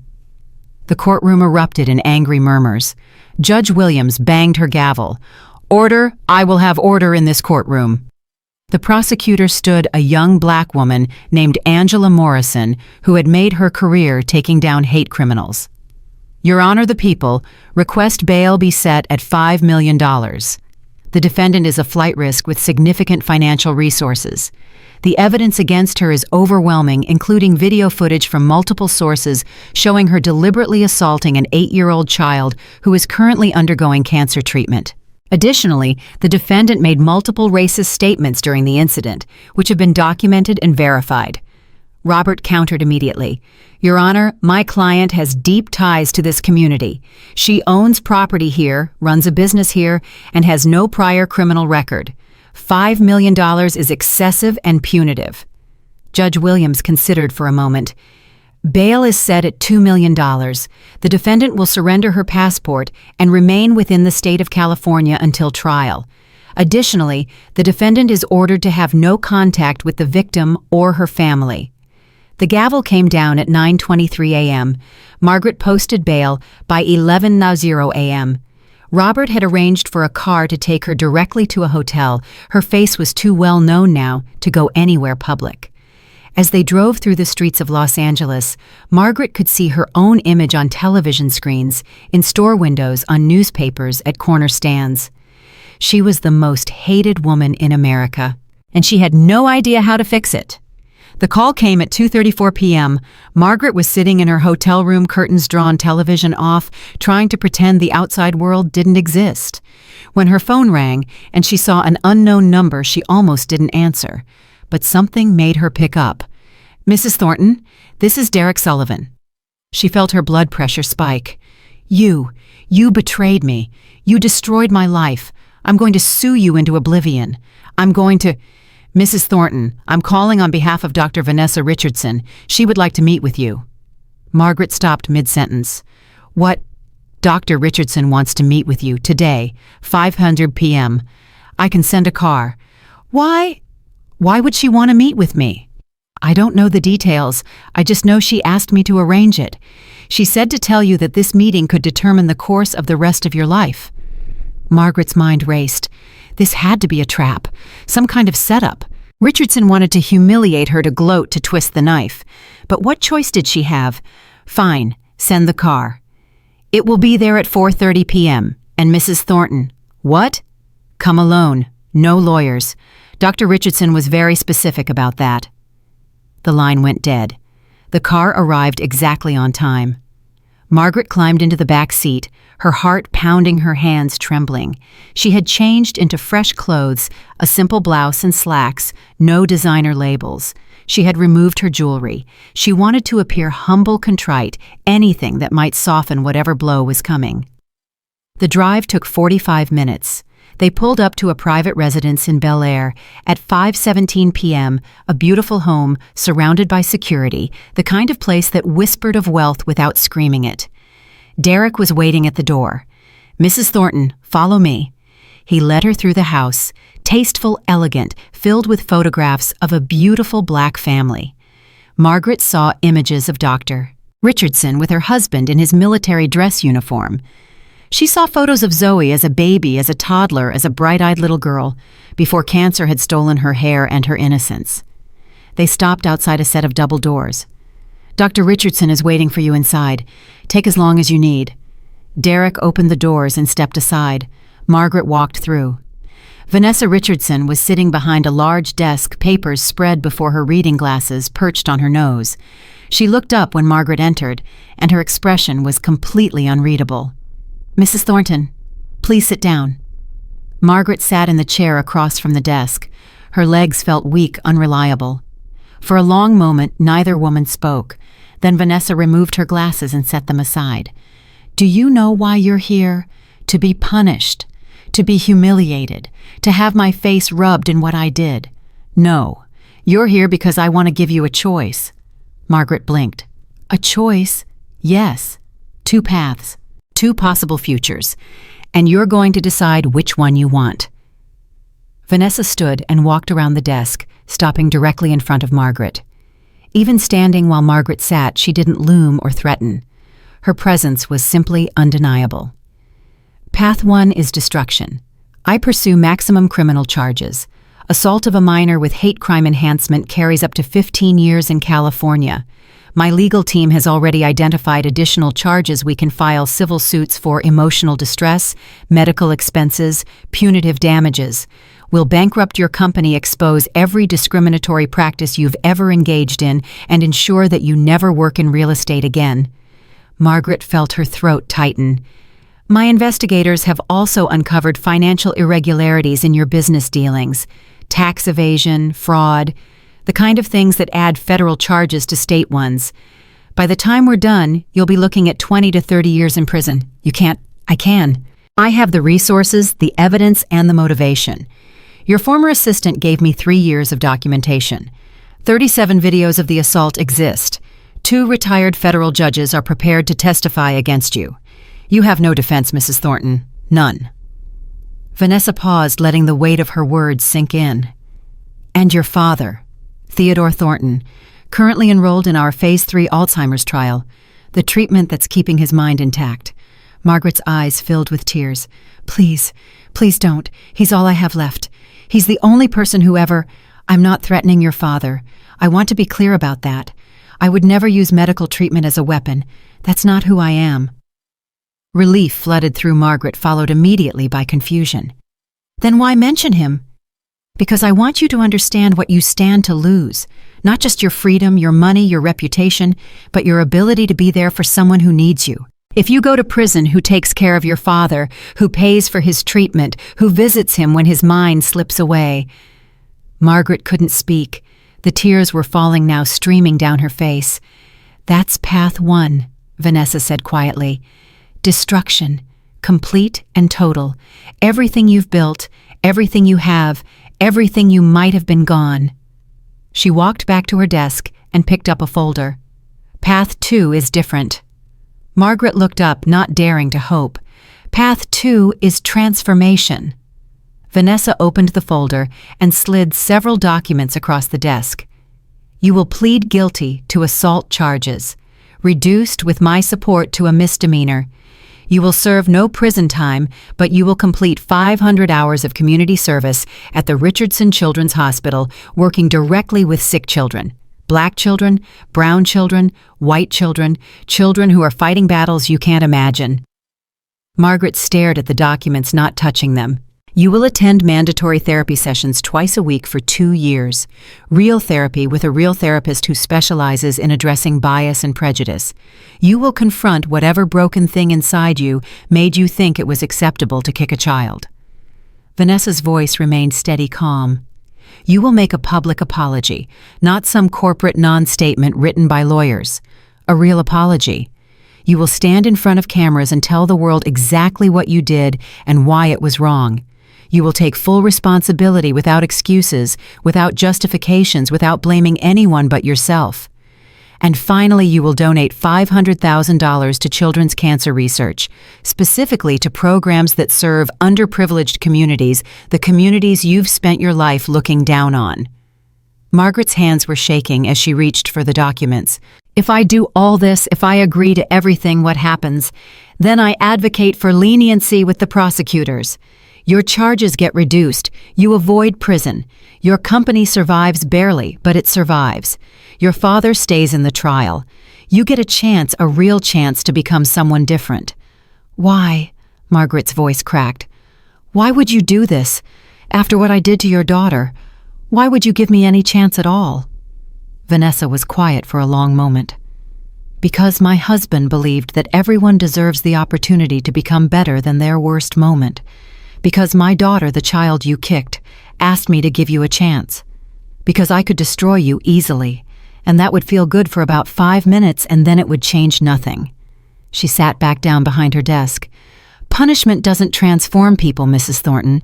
It just makes them bitter and resentful. But giving someone the opportunity to truly see what they've done, to feel the weight of it, to face the humanity of the people they've hurt, that can change everything. I don't know if I can change. Neither do I. But I think you should try. I think somewhere beneath all that hatred and entitlement, there's a person worth saving. Maybe I'm wrong. Maybe you'll complete the community service and the therapy and the apology, and you'll still be the same vicious woman who kicked my daughter. But at least we'll have tried. Margaret looked at the documents in her hands. 500 hours of community service, 2 years of therapy, a public apology, $500,000. It was less than she deserved. She knew that. What if I refuse? What if I choose to fight the charges? Vanessa's eyes went cold. Then I destroy you. Completely. Without hesitation. Without mercy. I have the resources to turn your life into an unending nightmare, and I will use every single one of them. Your company will be bankrupt within 6 months. Your criminal trial will result in the maximum sentence. Your father will watch his daughter rot in prison while his mind slowly disappears. She leaned forward. I am offering you grace, Mrs. Thornton. Real grace. The kind that costs me something, my anger, my desire for revenge, my right to see you suffer. But grace has limits. If you spit in my face, I will become your worst enemy. And I promise you, you do not want me as an enemy. Margaret sat in silence, the weight of the choice pressing down on her. Destruction or transformation, prison or redemption. The person she had always been, or the person she might become. Can I think about it? You have 24 hours. After that, the offer expires and we proceed with maximum prosecution. Vanessa stood, signaling that the meeting was over. Derek will show you out. Whatever you decide, Mrs. Thornton, I hope you choose wisely. For your sake, for your father's sake, and maybe, just maybe, for the sake of the person you could become. Margaret walked out of that office at 6:23 p.m. with documents clutched in her trembling hands and a decision that would determine the rest of her life. She didn't sleep that night. She sat in her hotel room reading the documents over and over, thinking about her father, thinking about Zoe's face when the kick connected, thinking about every choice that had led her to this moment. At 3:47 a.m., she picked up her phone and dialed Robert Kessler. Robert, I need you to contact Dr. Richardson's legal team. Margaret, it's almost 4 in the morning. I'm taking the deal. All of it. Whatever she wants. Silence on the other end. Are you sure? No, I'm terrified. But I don't want to be the person who kicked that little girl anymore. I don't want to be the person my father would be ashamed of. Her voice broke. I want to be better. I don't know if I can, but I want to try. Robert was quiet for a long moment. All right, Margaret, I'll make the calls. Get some sleep if you can. Tomorrow is going to be the first day of a very long journey. She hung up at 3:52 a.m., and for the first time since the plane landed, Margaret Thornton cried. Not tears of self-pity or fear, tears of something she hadn't felt in decades. Hope. The first day of community service arrived on a gray Monday morning, exactly 2 weeks after Margaret Thornton had signed her agreement with Vanessa Richardson. She stood outside Richardson Children's Hospital at 7:43 a.m., wearing plainclothes jeans and a simple blouse, no designer labels, no jewelry, except for her mother's old watch. Her hands were shaking as she approached the entrance. Derek Sullivan was waiting for her inside. "Mrs. Thornton, you're early." "I didn't sleep. I figured I might as well come." He nodded, his expression neutral, but not hostile. In the 2 weeks since the incident, Derek had transformed from Margaret's abused assistant into Dr. Richardson's trusted employee. The change suited him. He stood taller, now spoke with more confidence. Freedom from toxic employment had that effect on people. "I'll take you to Dr. Martinez. She's the pediatric oncologist who oversees volunteers. She'll be supervising your service." "Does she know who I am?" "What I did." "Everyone knows who you are, Mrs. Thornton. The videos have been viewed over 50 million times. You're one of the most recognizable faces in America right now." Margaret felt her stomach clench. Will they accept me?" "That depends entirely on you." He led her through the hospital corridors, past nurses and doctors who recognized her immediately. Some glared with open hostility. Others simply looked away as if the sight of her was too distasteful to acknowledge. Margaret kept her head down, focusing on putting one foot in front of the other. They stopped outside an office marked Dr. Patricia Martinez, Pediatric Oncology. Derek knocked twice. "Come in." Dr. Martinez was a small woman in her late 50s with silver-streaked black hair and eyes that seemed to see right through people. She looked up from her paperwork as Margaret entered, and her expression hardened into stone. "So, you're the woman who kicked a child with cancer?" "Yes, I am." "Do you have any idea how hard these children fight just to survive?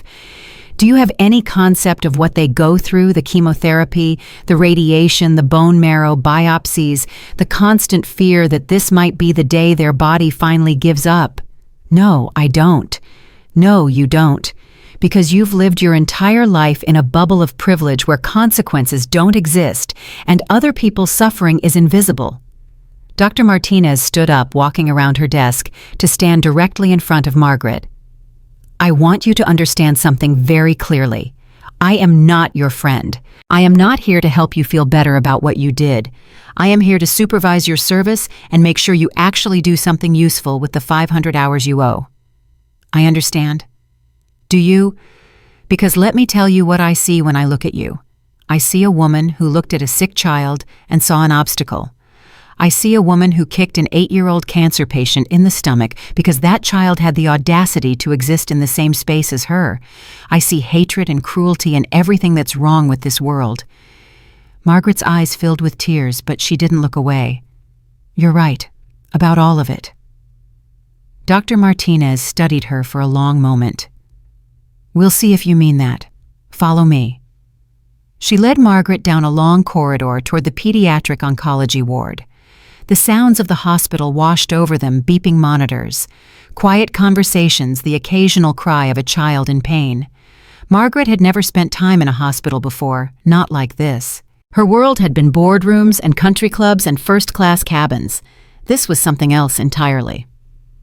"You'll start in the playroom," Dr. Martinez said. "The children there are well enough to be out of bed, but still too sick to go home. Your job is to engage with them, play games, read books. Just be present. What if they don't want to be around me? Then you'll sit quietly in the corner and observe. But Mrs. Thornton..." Dr. Martinez stopped and turned to face her. "These children don't know who you are. They don't watch the news. They don't understand viral videos. To them, you're just another volunteer. Whether you deserve that clean slate is between you and your conscience." They reached the playroom at 8:17 a.m. It was filled with children of all ages, some bald from chemotherapy, some with IV poles trailing beside them, some in wheelchairs, all of them fighting battles that Margaret couldn't begin to comprehend. A little boy was building a tower with blocks. A teenage girl was reading in the corner. 2 children were playing a board game while their mothers watched from nearby chairs.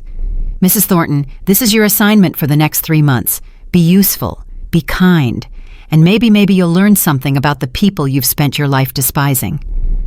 Dr. Martinez walked away, leaving Margaret standing at the entrance to the playroom. For a moment, she couldn't move. Then a small voice cut through her paralysis. "Hey, lady, are you here to play?" Margaret looked down. A little boy was standing in front of her, maybe 6 years old, completely bald with a gap-toothed smile that seemed too big for his face. His skin was dark brown, his eyes bright with curiosity. Yes, I'm here to play." "Good. I'm Marcus. I'm building a tower. Want to help?" Margaret felt something crack inside her chest. "I'd love to help Marcus." She followed him to the corner where his blocks were scattered, and she knelt down beside him on the floor. Her knees protested she hadn't sat on a floor in decades, but she ignored them. "Okay," Marcus said seriously. "Here's the thing. The tower keeps falling down.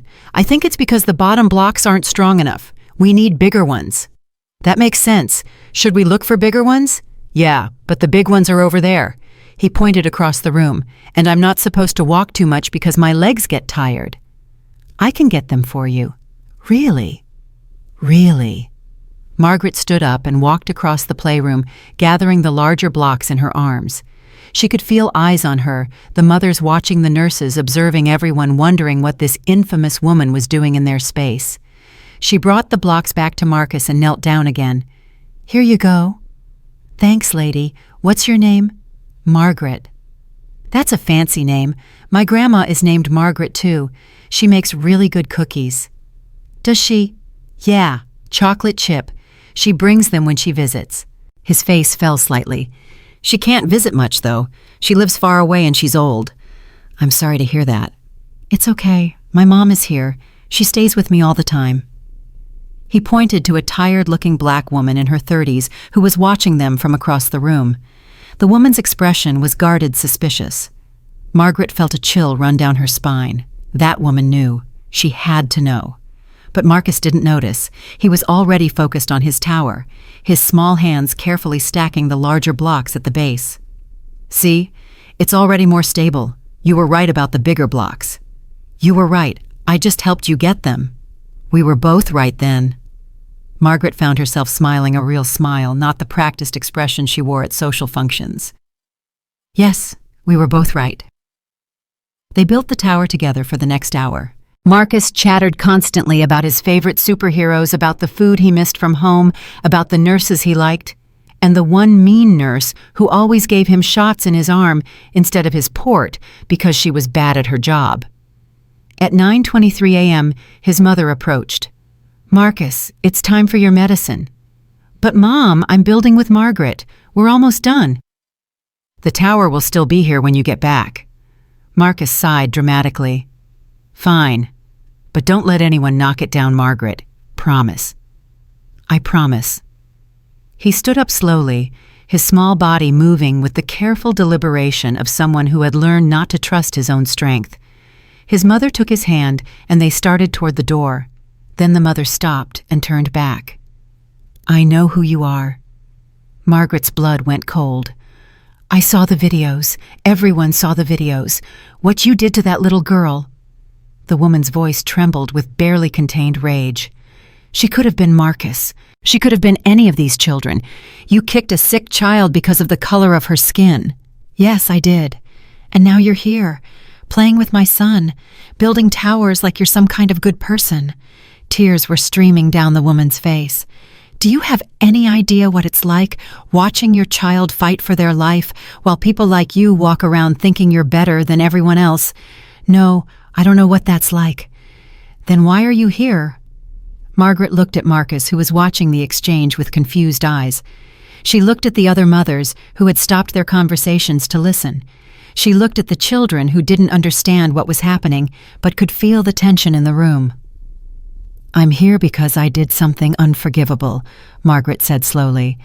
"I hurt a child. I hurt her mother. I said and did things that I can never take back. And I'm here because someone far kinder than I deserve gave me a chance to try to become a different person." "And you think building blocks with my son is going to make up for what you did?" "No, nothing will make up for what I did. But I have to try. I have to try to understand the people I've spent my life hating. I have to try to see them, to see you, to see Marcus, to see every child in this room as human beings who matter just as much as I do." The mother stared at her for a long moment. "You don't deserve to be around these children." "You're right. I don't." "Then why should I let you anywhere near my son?" "Because he asked me to help him build a tower, and for the first time in my life I said yes to something that wasn't about money or status or getting ahead. I said yes because a little boy with a beautiful smile asked me to play with him." Marcus tugged on his mother's hand. "Mom, Margaret is nice. She helped me with the blocks." His mother looked down at him, then back at Margaret. The anger in her eyes was still there, but something else was mixed in now, something that might have been the beginning of understanding. "If you hurt my son, if you say anything racist or cruel or make him feel like he's less than, I will destroy you. Do you understand me?" "I understand." "Good." She took Marcus's hand again. "Come on, baby. Medicine time." They walked out, and Margaret was left standing in the middle of the playroom, surrounded by children who didn't know her story and mothers who did. She went back to the tower and sat down beside it. And she waited.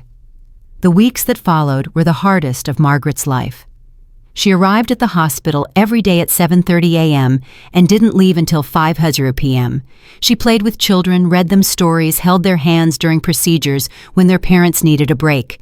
She learned their names, their favorite foods, their fears and hopes and dreams. She learned that Marcus wanted to be an astronaut, but was afraid he'd never live long enough to see space. She learned that a 12-year-old girl named Destiny had been fighting leukemia for 4 years and had missed every single one of her middle school dances.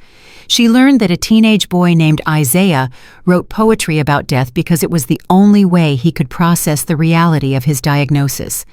And she learned slowly and painfully that these children were not obstacles or inconveniences or threats to her comfort. They were warriors. Every single one of them was fighting a battle that would have broken most adults. They endured needles and nausea and bone-deep exhaustion, and still they found reasons to laugh, to play, to hope. Their strength was humbling. Their resilience was extraordinary. Margaret's therapy sessions began in the 3rd week. Dr. Evelyn Foster was a psychologist in her 60s who specialized in helping people confront their biases. She was not gentle. She was not interested in making Margaret feel comfortable. "Tell me about your childhood," she said in their first session. "What does that have to do with anything?" "It has everything to do with everything. You didn't become this person by accident. Something made you this way. I want to know what." Margaret was silent for a long moment. "My parents were wealthy. Old money. They had certain expectations about the kind of people we associated with." "What kind of expectations?" "We didn't mix with." Margaret stopped hearing how the words sounded. "We stayed with our own kind. That's how my father put it." "And what was your own kind?" "White, wealthy, Protestant. Anyone outside those categories was less than. Less than what? Less than us. Less than human sometimes. My mother used to cross the street if she saw a black person walking toward her. My father refused to hire anyone who wasn't white. It was just how things were." "And you never questioned it?" "No. Why would I? Everyone around me believed the same things. Everyone in my school, my church, my social circle. The hatred felt normal because it was all I knew." Dr. Foster leaned forward. "So you learned to hate as a child, and you never stopped." "I never had a reason to stop. Until now." What changed? Margaret thought about Marcus and his tower. She thought about Destiny and her missed dances. She thought about Isaiah and his poetry. She thought about all the children she had met in the past 3 weeks, children who had shown her more grace than she deserved. "I started seeing people as people," she said quietly, "for the first time in my life." The sessions continued twice a week, every week. Dr. Foster dug into Margaret's past with surgical precision, uncovering layers of conditioning and trauma that Margaret hadn't even known existed. She learned that her father had beaten her when she brought home a black friend from school when she was 7. She learned that her mother had taught her to scrub her hands after touching anyone with dark skin. She learned that her entire identity had been built on a foundation of hate, and that foundation was crumbling. It hurt. God, it hurt. But Margaret kept going. She kept going to the hospital. She kept going to therapy. She kept confronting the ugliness inside herself, kept digging out the poison that had infected her soul for 54 years. And slowly, painfully, she began to change. It was Marcus who first noticed. They were building another tower, their 15th or 16th by that point, when he looked up at her with those bright, curious eyes. "Margaret, you seem different." "Different how?" "I don't know. Lighter, maybe. Like you're not carrying something heavy anymore." Margaret felt tears prick her eyes. "I think I'm learning to put some things down, Marcus." "That's good. Heavy stuff makes you tired. My mom says that's why she prays so God can help her carry the heavy stuff." "Your mom sounds very wise." "She is. She's the wisest person I know." He placed another block on the tower. "Margaret, can I ask you something? Anything. Why do some people hate other people just because they look different?" Margaret's breath caught in her throat. "I don't know, Marcus. I think some people are taught to hate when they're very young, and they never learn how to stop." "That's sad." "Yes, it is." "Were you taught to hate?" The question hung in the air between them. "Yes," Margaret whispered. "I was. But you're learning how to stop, right? That's why you're here." "Yes, that's why I'm here." Marcus nodded seriously. "Good, because I like you, Margaret, and I don't want to like someone who hates me." "I don't hate you, Marcus. I could never hate you." "Promise." "Promise." He smiled that gap-toothed smile that had cracked something open inside her on that very first day. "Okay, then let's finish this tower. I want it to be the biggest one ever." They built together until Marcus's mother came to get him for his afternoon treatment. And when Margaret watched them walk away, that little boy with the big dreams and his exhausted, loving mother, she felt something she hadn't felt in years. She felt like she might actually become someone worth being. The public apology was scheduled for month 4. Margaret had been dreading it since the day she signed the agreement. Standing in front of cameras, admitting to the world what she had done, taking full responsibility without excuses or justifications, it was the hardest thing she had ever been asked to do. The press conference was set for 10:30 a.m. on a Tuesday. Every major network would be carrying it live. Estimates suggested over 30 million people would be watching. Margaret arrived at the venue at 8:30 a.m. Her lawyer, Robert, was there looking nervous. Derek Sullivan was there too, along with several members of Dr. Richardson's staff, and Dr. Richardson herself was there. Margaret hadn't seen her since that meeting in her office 4 months ago. Vanessa looked the same, poised, elegant, radiating quiet power. But there was something different in her expression today, something that might have been cautious hope. "Mrs. Thornton, how are you feeling?" "Terrified." "Good, you should be. This matters." "I know." "The children at the hospital, Marcus, Destiny, Isaiah, all of them, they're going to see this. The parents are going to see this. Everyone you've worked with over the past 4 months is going to watch you stand up there and tell the truth about who you were." "I know." "Are you ready?" Margaret took a deep breath. "No, but I'm going to do it anyway." Vanessa nodded slowly. "That's the most honest thing you've ever said to me." At 9:45 a.m., Margaret was led to the stage. She could see the cameras, the reporters, the sea of faces waiting to judge her. Her hands were trembling. Her heart was pounding so hard she could feel it in her temples. At 10:00 a.m. exactly, she stepped up to the microphone. "My name is Margaret Thornton. 4 months ago, I did something unforgivable. I assaulted an 8-year-old girl named Zoe Richardson on a flight from New York to Los Angeles. I kicked her in the stomach. I called her filthy. I said things about her and her mother that were racist, cruel, and inexcusable." She paused, gathering herself. "For 54 years, I lived in a bubble of privilege and hatred. I was taught from childhood that people who didn't look like me were less than human. I believed it. I acted on it. And on that plane, I became the worst version of myself, a version that could look at a sick child and see only an obstacle to be removed." Tears were streaming down her face now, but she didn't wipe them away. "There is nothing I can say that will undo what I did. No apology, no matter how sincere, can take away the pain I caused Zoe and her mother. I kicked a child with cancer. I screamed racist hatred in a public space. I showed the world exactly who I was, and I was a monster. She looked directly into the camera. But I'm standing here today because someone gave me a chance to change. Dr. Vanessa Richardson, the mother of the child I assaulted, could have destroyed me. She had every right to. Instead, she offered me grace.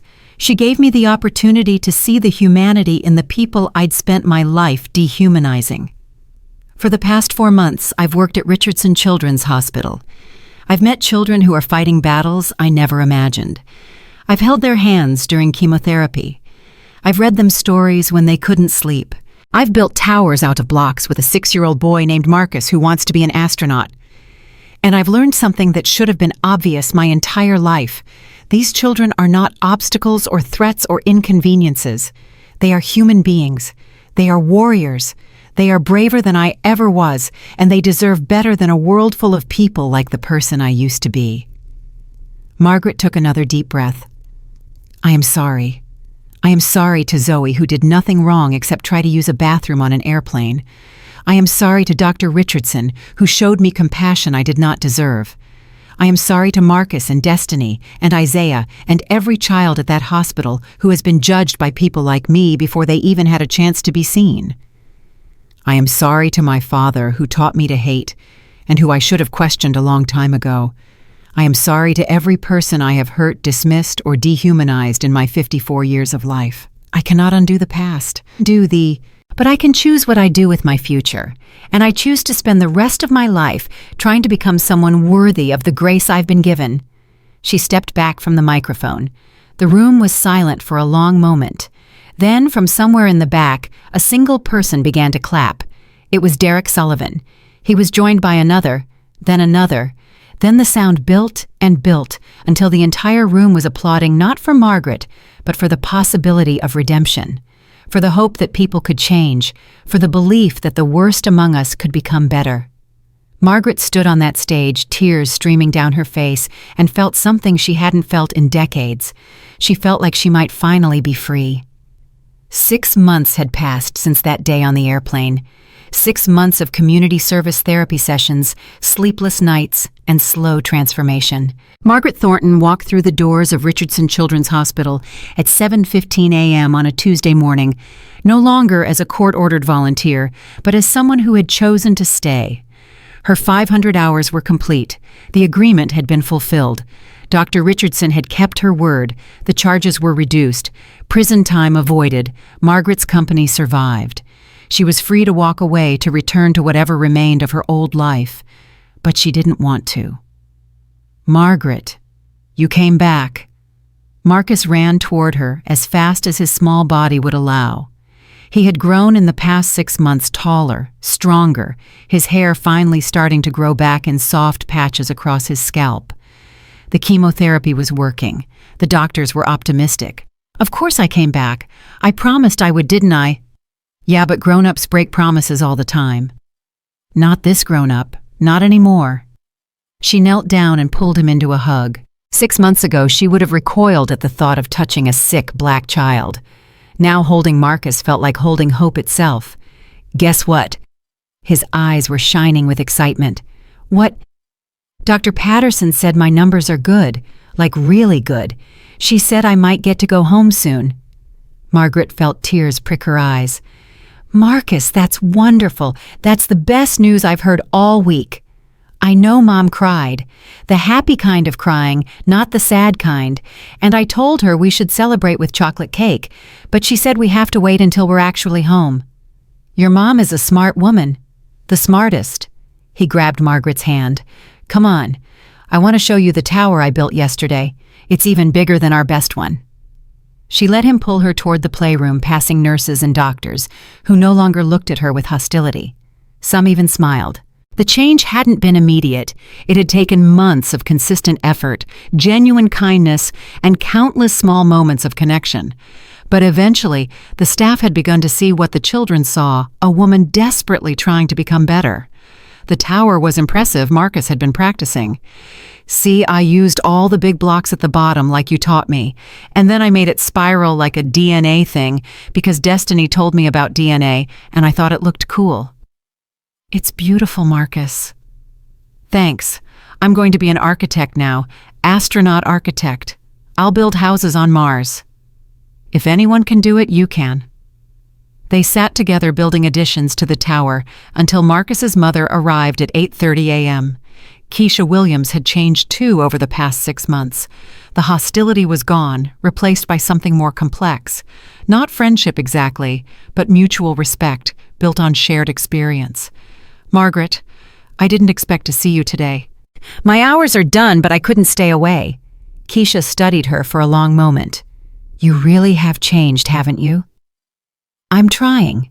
Every day I'm trying. I see it. Marcus sees it too. He talks about you constantly. Margaret this, Margaret that. You're one of his favorite people now. He's one of mine. Keisha sat down on the floor beside them, something she never would have done 6 months ago. Something that spoke volumes about how far they had all come. I want to tell you something, she said quietly. When I first saw you in this room, I wanted to tear you apart. I watched those videos. I saw what you did to that little girl. I saw the hatred in your eyes. And I thought this woman is evil. Pure evil. You weren't wrong. Maybe not. But I was wrong about something else. I thought people like you couldn't change. I thought the hatred was too deep, too ingrained. I thought you'd go through the motions of your community service and walk out of here exactly the same person you walked in. What made you change your mind? Keisha looked at Marcus, who was focused on his tower, humming softly to himself. Watching you with my son, the way you listened to him, the way you learned his name, his dreams, his fears. You didn't have to do any of that. You could have just put in your hours and left, but you chose to see him as a person. He made it easy. He's extraordinary. He is, but so is the fact that you recognized it. 6 months ago, you would have looked at Marcus and seen... She stopped the words catching in her throat. You would have seen someone less than human. Yes, I would have. And now... Margaret looked at Marcus, his bright eyes, his creative mind, his courage in the face of something that would have broken most adults. Now I see a future astronaut architect. I see a kid who makes me laugh and think and hope. I see someone who taught me more about humanity in 6 months than I learned in 54 years. Keisha's eyes were wet with tears. That's what change looks like, she said softly. Not perfect, not complete, but real. I have a long way to go. We all do. But you're walking. That's what matters. The announcement came at 11:47 a.m. Dr. Patterson appeared at the entrance to the playroom, her face grave with the weight of difficult news. Margaret knew that expression. She had seen it on doctors' faces before, during her father's worst days. Can I speak with everyone for a moment? The room went quiet. Parents looked up from their conversations. Children stopped their games. Even Marcus set down his blocks. We received some news this morning that affects our entire community. Zoe Richardson, some of you may have heard about her, has been admitted to the intensive care unit. Her treatment protocol has hit some complications, and she's going to need a bone marrow transplant. Margaret's heart stopped. Zoe, the little girl she had kicked, the child whose suffering had begun all of this. Dr. Richardson has asked me to share this with you because Zoe has become an important part of our extended family. Many of you have followed her story. Some of you have reached out to her mother with words of support. She wanted you to know what's happening. A mother raised her hand. Is there anything we can do? We're searching for a bone marrow match. If anyone would like to be tested, we've set up a station in the lobby. Every potential donor helps. Margaret stood up before she even realized she was moving. I'll be tested. The room went silent. Every eye turned toward her. Dr. Martinez, who had been standing in the corner, stepped forward. Mrs. Thornton, are you sure? I'm sure. I know it's unlikely, the chances of matching are small, but if there's even a possibility that I could help that little girl after what I did to her... Her voice broke. I have to try. She walked out of the playroom and headed toward the lobby. The bone marrow testing station was set up near the main entrance. A nurse explained the procedure, a simple cheek swab, to collect DNA results in a few days. Margaret completed the test in under 5 minutes. "We'll contact you if there's a match," the nurse said.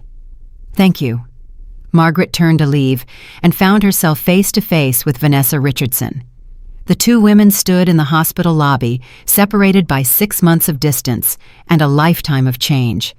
Vanessa looked exhausted, dark circles under her eyes, worry etched into every line of her face. This was a mother watching her child fight for survival. This was a woman who had given Margaret grace and was now facing her own darkest hour. "Mrs. Thornton, I didn't expect to see you here." "My hours are done. I came back anyway. I heard Dr. Martinez told me you've been here every day." "I couldn't stay away. The children, they've become important to me." Vanessa studied her for a long moment. "You've changed." "I'm trying." "No, you've changed. I can see it. The way you carry yourself, the way you speak. There's something different in your eyes." Margaret felt tears threatening to fall. "Dr. Richardson, I heard about Zoe. I just got tested for bone marrow. I know the chances are small, but I had to do something." Vanessa's composure cracked slightly. "You got tested after everything. After everything I did to her. Yes, because nothing I can ever do will make up for that day on the plane, but I have to try. I have to keep trying for the rest of my life." "Why? Why do you care now?" "Because of Marcus. Because of Destiny and Isaiah and every child in that hospital. Because they taught me that the people I spent my life hating are not just human beings, they're warriors. They're heroes. They're fighting battles that would destroy most people, and they do it with grace and courage and hope." Margaret stepped closer. "And because your daughter Zoe, she could have been Marcus. She could have been any of them. I looked at her that day on the plane, and I saw an obstacle, an inconvenience, something to be removed. I didn't see a child fighting for her life. I didn't see a little girl who deserved protection and kindness and love. But now you do. Now I do. And I am so sorry. I am so profoundly, devastatingly sorry for what I did to her, to you, to every person who has ever suffered because of hatred like mine." Vanessa was crying now, silent tears streaming down her face. "My daughter might die," she whispered.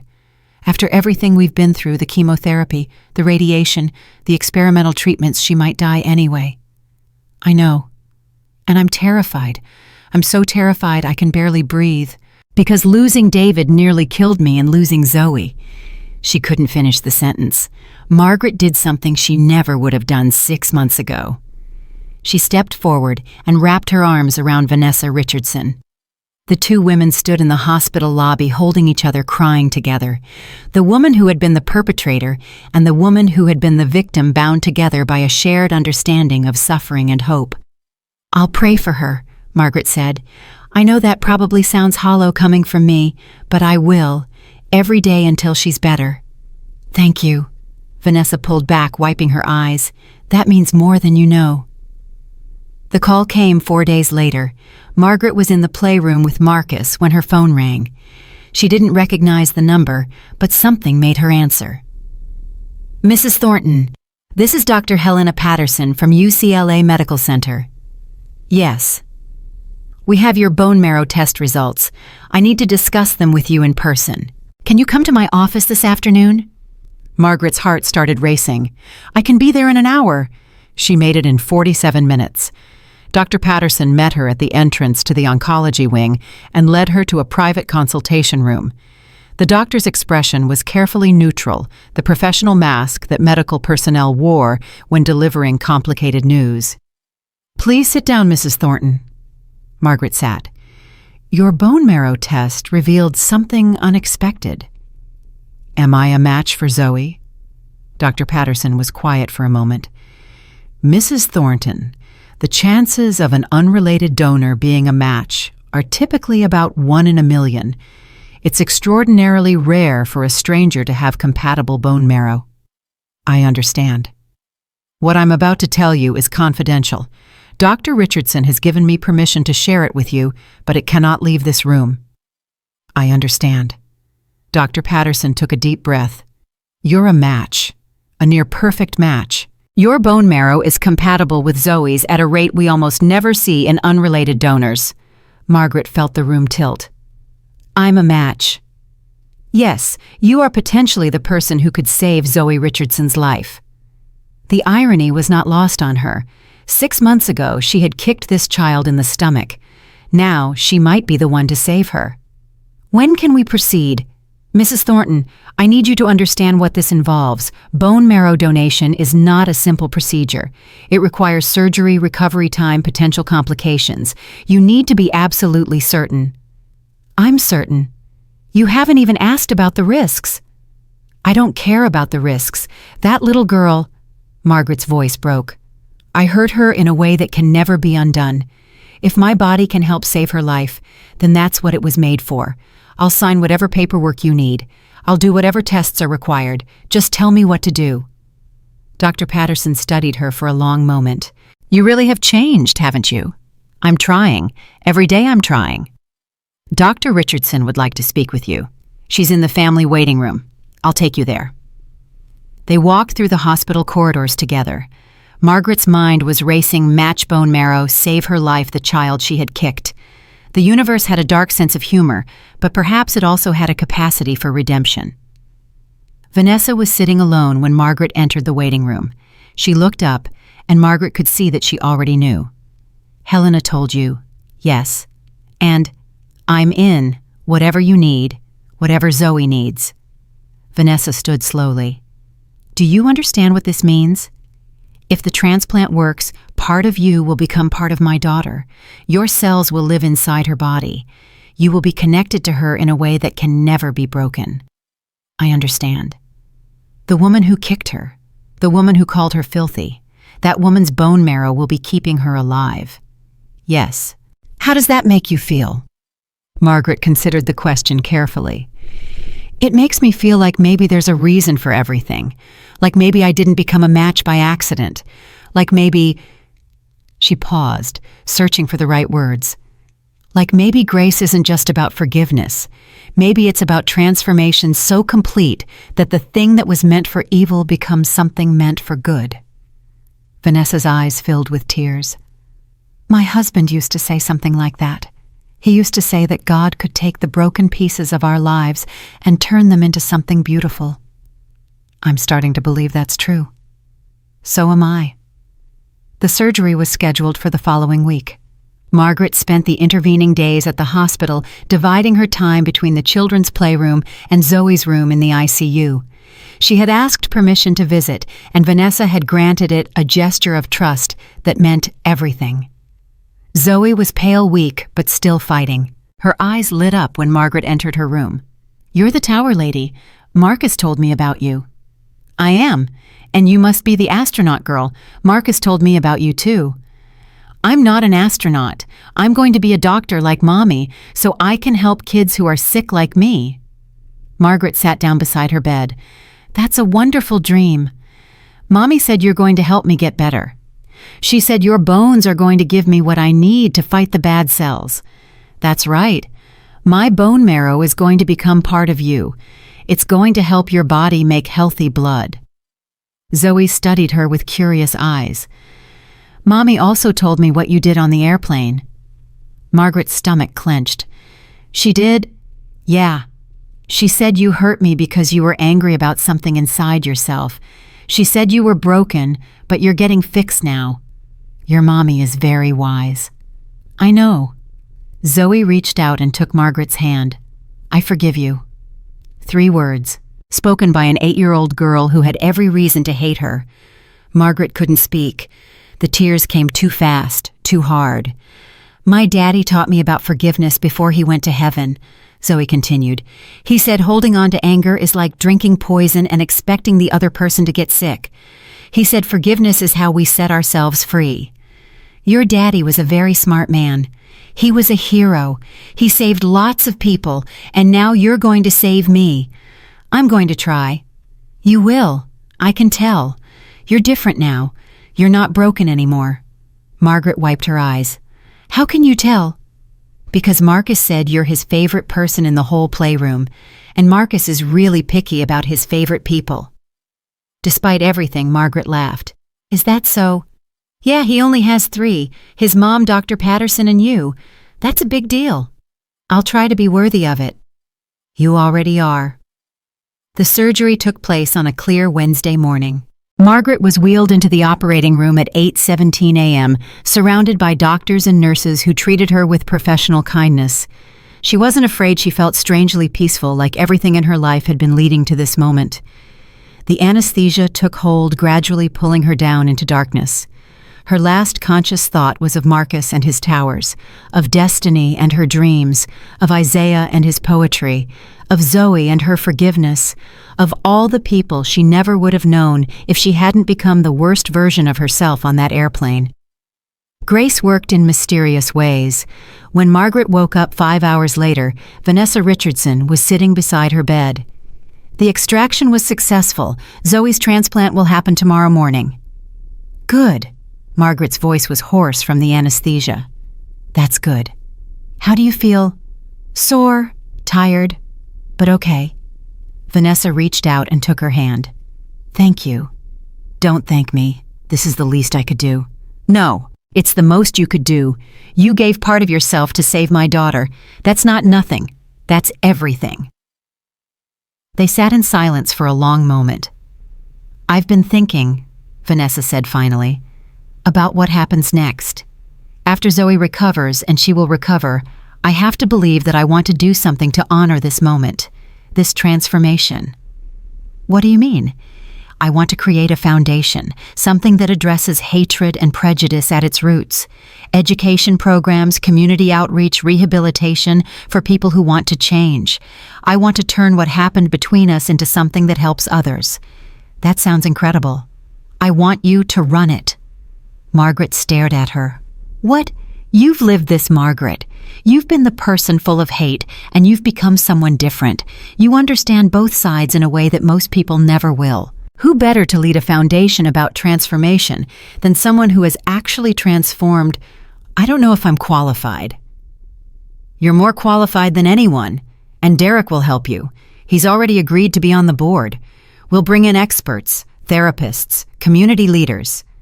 But the heart of it, the living proof that change is possible, that has to be you." Margaret felt tears streaming down her face. "I don't deserve this." "None of us deserve grace. That's what makes it grace." Zoe's transplant was successful. 3 months later, she walked out of Richardson Children's Hospital, holding her mother's hand, her hair growing back in soft curls, her smile brighter than ever. Marcus was there to see her off, along with Destiny and Isaiah and dozens of other children who had become her friends during treatment. Margaret was there too. She stood at the edge of the crowd, not wanting to intrude on the moment, but unable to stay away. When Zoe spotted her, the little girl broke away from her mother and ran toward Margaret with arms outstretched. "Margaret, you came?" "Of course I came. I had to see my astronaut doctor walk out of here." "I'm not an astronaut doctor yet. I'm still just a kid." "The best things take time. You'll get there." Zoe hugged her tightly. "Thank you for saving my life." "Thank you for saving mine." Vanessa approached, her eyes wet with happy tears. "Are you ready for tomorrow?" Tomorrow was the launch of the Richardson Thornton Foundation for Transformative Justice. A year in the making, it represented everything both women had learned from the worst day of their lives. "I'm terrified," Margaret admitted, "but I'm going to do it anyway. That's what courage looks like." 1 year later, Margaret stood at a podium addressing the first graduating class of the Foundation's transformation program. 27 people who had come in filled with hatred. Racists, bigots, people whose prejudice had hurt others, were leaving as something different. Derek Sullivan introduced her. Marcus and his mother sat in the front row. Keisha had become Margaret's friend, real and true, forged in the fire of shared experience. Eleanor and William Hayes, the retired judges from the plane, had become major donors to the foundation. James Washington sat on the board offering legal guidance. Even Sophia Reyes, the flight attendant, had become involved training airline personnel to handle discrimination incidents with grace and effectiveness. Dr. Chen was there along with Dr. Patterson and Dr. Martinez. The medical community had embraced the Foundation's mission, recognizing that prejudice was its own kind of illness, one that could be treated if people were willing to do the work. 1 year ago, Margaret began, I stood in front of cameras and apologized for the worst thing I'd ever done. I told the world that I had kicked an 8-year-old cancer patient because of the color of her skin. I admitted that I was a monster. The room was silent. Today I stand before you as proof that monsters can become human. I stand before you as someone who received grace she did not deserve and used it to build something meaningful. I stand before you as a woman who went from perpetrator to partner, from destroyer to donor, from hateful to hopeful. She looked at Marcus, who gave her a thumbs up. Transformation is not easy. It requires confronting the ugliest parts of yourself. It requires sitting with shame instead of running from it.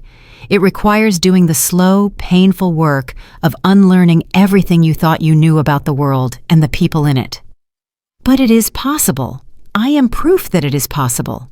The 27 graduates in front of me are proof that it is possible. And every person who walks through our doors seeking change is proof that the human heart has an infinite capacity for growth. She paused, remembering that day on the airplane, remembering the hatred in her heart, the heel connecting with Zoe's stomach, the screaming and the chaos, and the moment when she became the most hated woman in America. I want to close with something that an 8-year-old girl taught me. Her name is Zoe Richardson. She's the child I hurt, the child I later saved, the child who forgave me when she had every right to hate me forever. She told me that her father, a hero who gave his life saving others, taught her that forgiveness is how we set ourselves free. She was 8 years old fighting cancer, and she had more wisdom in her little finger than I had accumulated in 54 years of living. Change is possible. Redemption is real. Grace transforms. These are not just words, they are truths I have lived. Margaret looked out at the audience, at the graduates, the supporters, the skeptics, the believers. Thank you for giving me the chance to prove it. The applause started slowly and built to a roar. Margaret stepped back from the podium and Vanessa Richardson took her place. The two women embraced perpetrator and victim destroyer and healer, bound together forever by grace. Together, Vanessa said into the microphone, we are proof that the worst chapter of your story does not have to be the last. Together, we are proof that hatred can become healing. Together, we are living testimony that transformation is not just possible, it is our deepest human calling. In the audience, Marcus tugged on his mother's sleeve. Mom, Margaret is crying again. Those are happy tears, baby. I know. She cries happy tears a lot now. He paused, thinking. She's not the same person she was when I met her. No, she's not. That's good, right?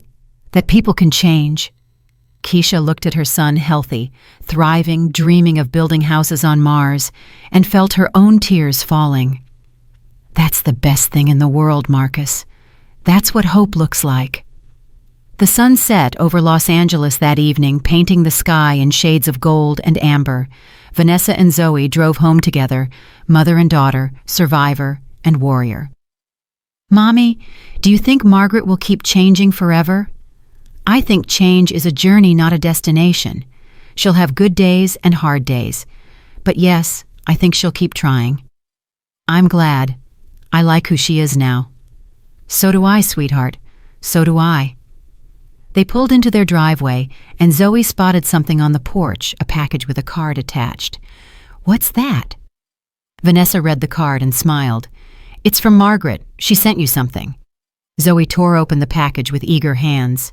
Inside was a small model tower made of blocks perfectly constructed with a note attached. This is for the bravest astronaut doctor I know. Thank you for teaching me that forgiveness sets us free. Thank you for giving me a reason to become someone worth being. I will spend the rest of my life trying to be worthy of your grace. Love, Margaret. Zoe held the tower against her chest. Mommy, I think Daddy would have liked Margaret, the new Margaret.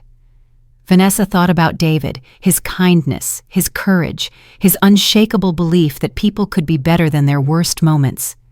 Yes, baby, I think he would have loved her very much. They walked inside together, mother and daughter carrying a tower built from blocks and something far more valuable: hope. Because 6 months earlier, a woman full of hatred had kicked a sick child on an airplane. And because one mother had chosen transformation over destruction, because one little girl had chosen forgiveness over anger, because one broken person had chosen change over comfort, the world had become a little bit lighter. That is the power of grace. That is what redemption looks like. And that is how one moment of pure hatred became the foundation for something beautiful.